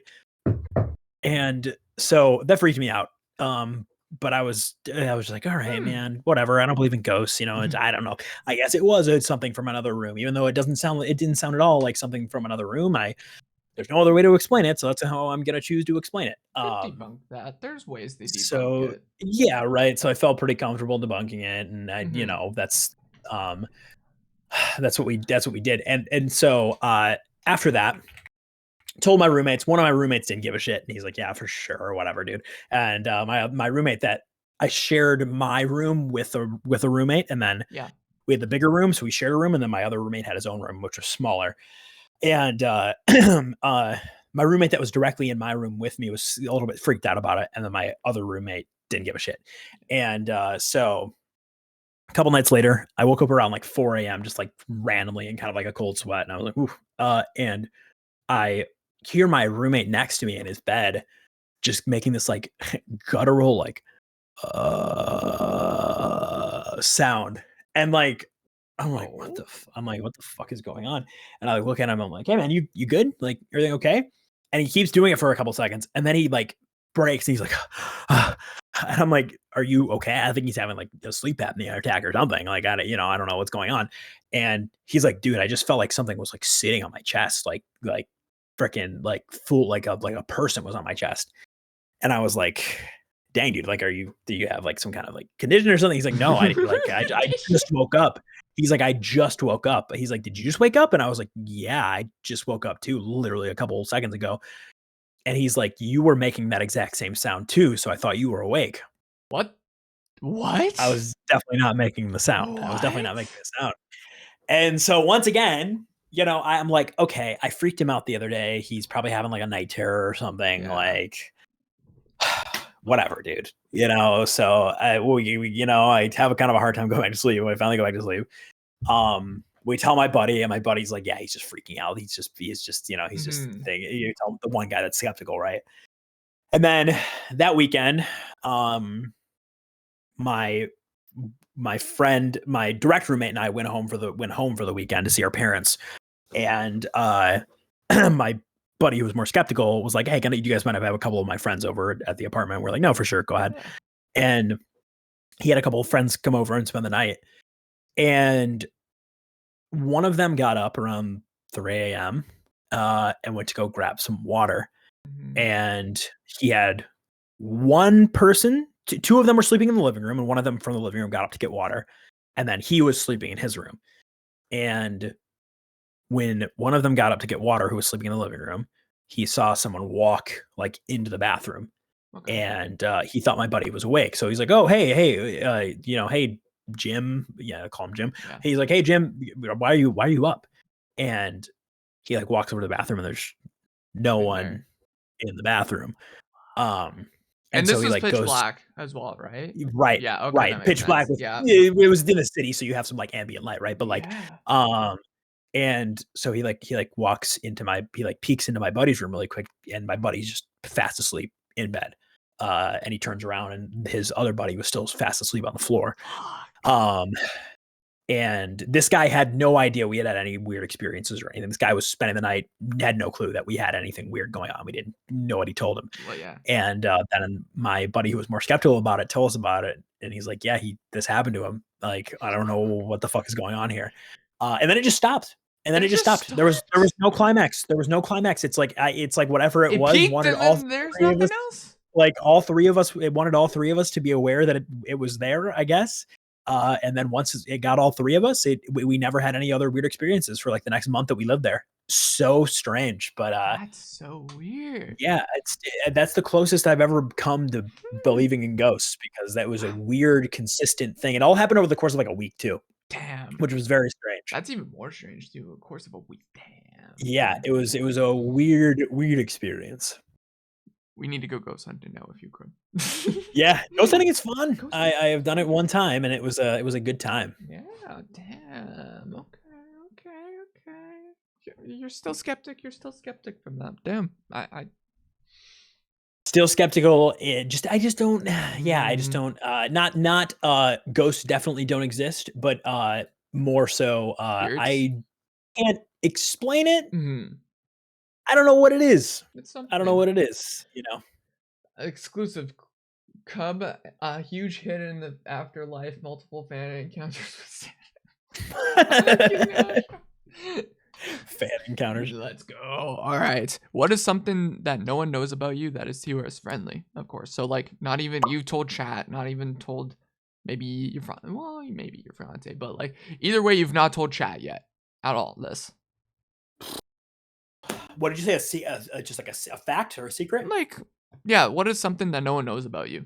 So, like, maybe fact, secret, or something in general. I'm trying to think of something that because streamers love to tell their chat everything, but no, there has to be one thing. Exploit everything for content. Mm-hmm. It's such a good question, because I don't know. Like, what do people not know about? What have I not mentioned? What the heck? I don't know. Maybe interaction with someone. This is a random thing, and it's just what comes to mind. Sorry, Chad, I'm about to flex on you. I apologize. I got a full scholarship ride to college. People might not know that. Like, I don't think I've ever said that. But yeah, chat room. I'm kind of smart, unfortunately. It's cringe. But yeah. He's smart. Yeah. He's better than you, Chad. I'm better than you. I'm what are you gonna do? Saposexual? What? Sapiosexual? Sapiosexual. Because of that Okay. I did not fail driver's ed. I did almost get into a car accident during my driver's test, but that I still passed. I failed my first. Did you? I think a lot of people failed their. I know a lot of people who failed their first test. The reason being I failed my first test, the guy was terrible with me. He was just an ass. He was just making me nervous and also just rude to me in general. So I hit the cone for Makes the first. Sense. The parallel parking. Dude, the parallel parking was hard. I know. I definitely did not do well in the parallel parking, but I still was able to pass somehow. Yeah, and somehow the second time it was a very chatty guy. He was very nice with me, just calming. It was just a very nice old guy. So it was like, awesome. Makes things much better and easier when you have someone who's a human being about it. Streamer better than me trying to people talk. Let's go. All right, just a few. If you're smart, you don't tend to show it. That is a fucked chat message. Oh, that's funny. No, that's going on the wall, buddy. That's going on the wall. I didn't have to do parallel parking on my dream. What? Super nice.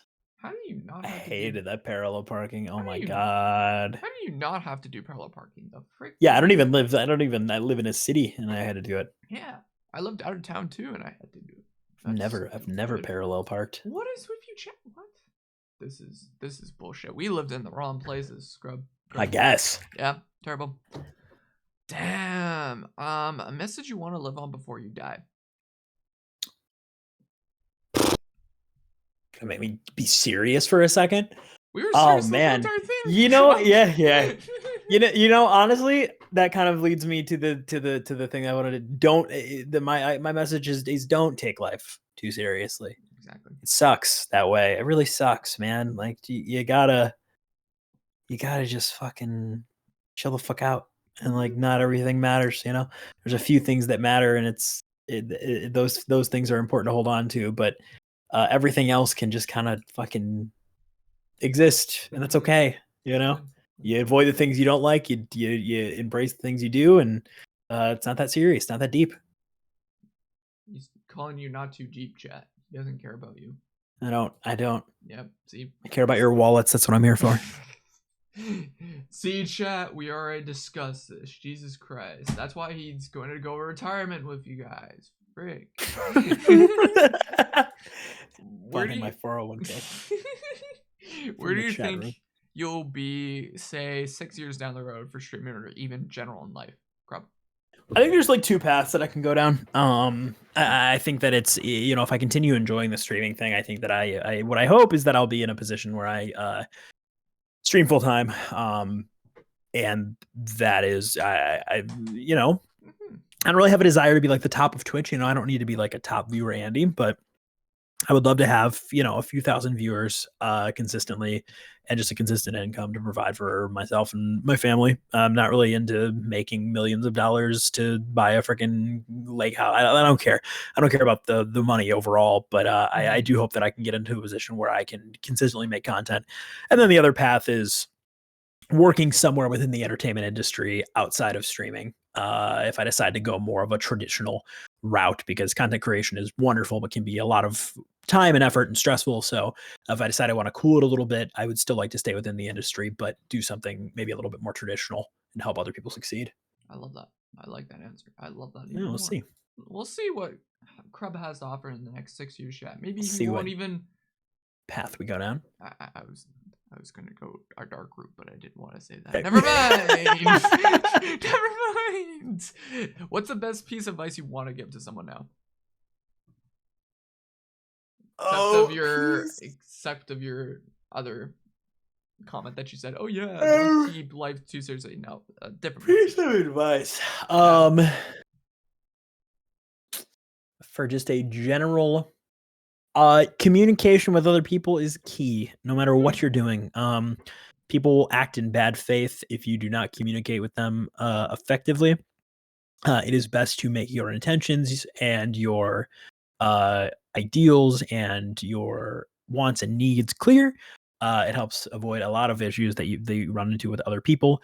Will make all of your relationships healthier, and will blatantly show people what they can and cannot fuck with you with.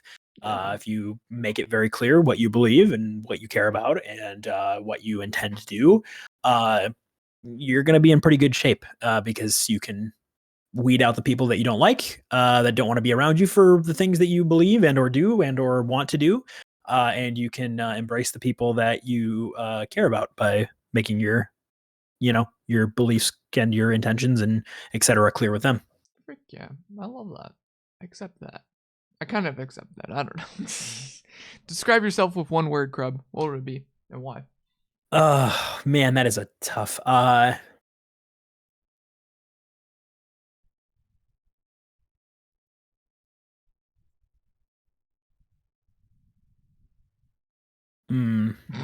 Chat's just going unhinged with you, stupid. Whoa. Stupid. Scrumply, crubby. Wow. I've not had this before. I've not had chat give suggestions. That's a new one. I'm just looking for something. Like I have the idea. I just need to think of the. I'm gonna go with momentum. Momentum. Why? I refuse to sit still, metaphorically and physically, really and literally. I refuse to remain stagnant. I refuse to remain still. I refuse to accept the status quo. I refuse to become content. I'm always moving. There's always the momentum of my internal drive pushing me forward. It's that ADHD again. Yeah, literally, I think that's part of it. Straight up, like it is partially that. It is a blessing and a curse to me. And then chat goes white. What? Only half white. Chat. Autumn said that. I don't need to look at chat. It's Autumn, wasn't it? Yep. Yeah. Oh my god. I pinned it immediately. It was back to back. It was Adam and EK. So basically, it was both of them. Okay, that starts in Adam. Oh my gosh, chat, you're on another level of unhinged today. Jesus Christ, I love you guys. If you could talk to yourself from a year from now, what would you tell him, Crub? Myself a year backwards or myself a year forwards? Forwards. So, like, if you were to do this again next year, which probably you would, I don't know, but what would you want to tell him? Jesus, man.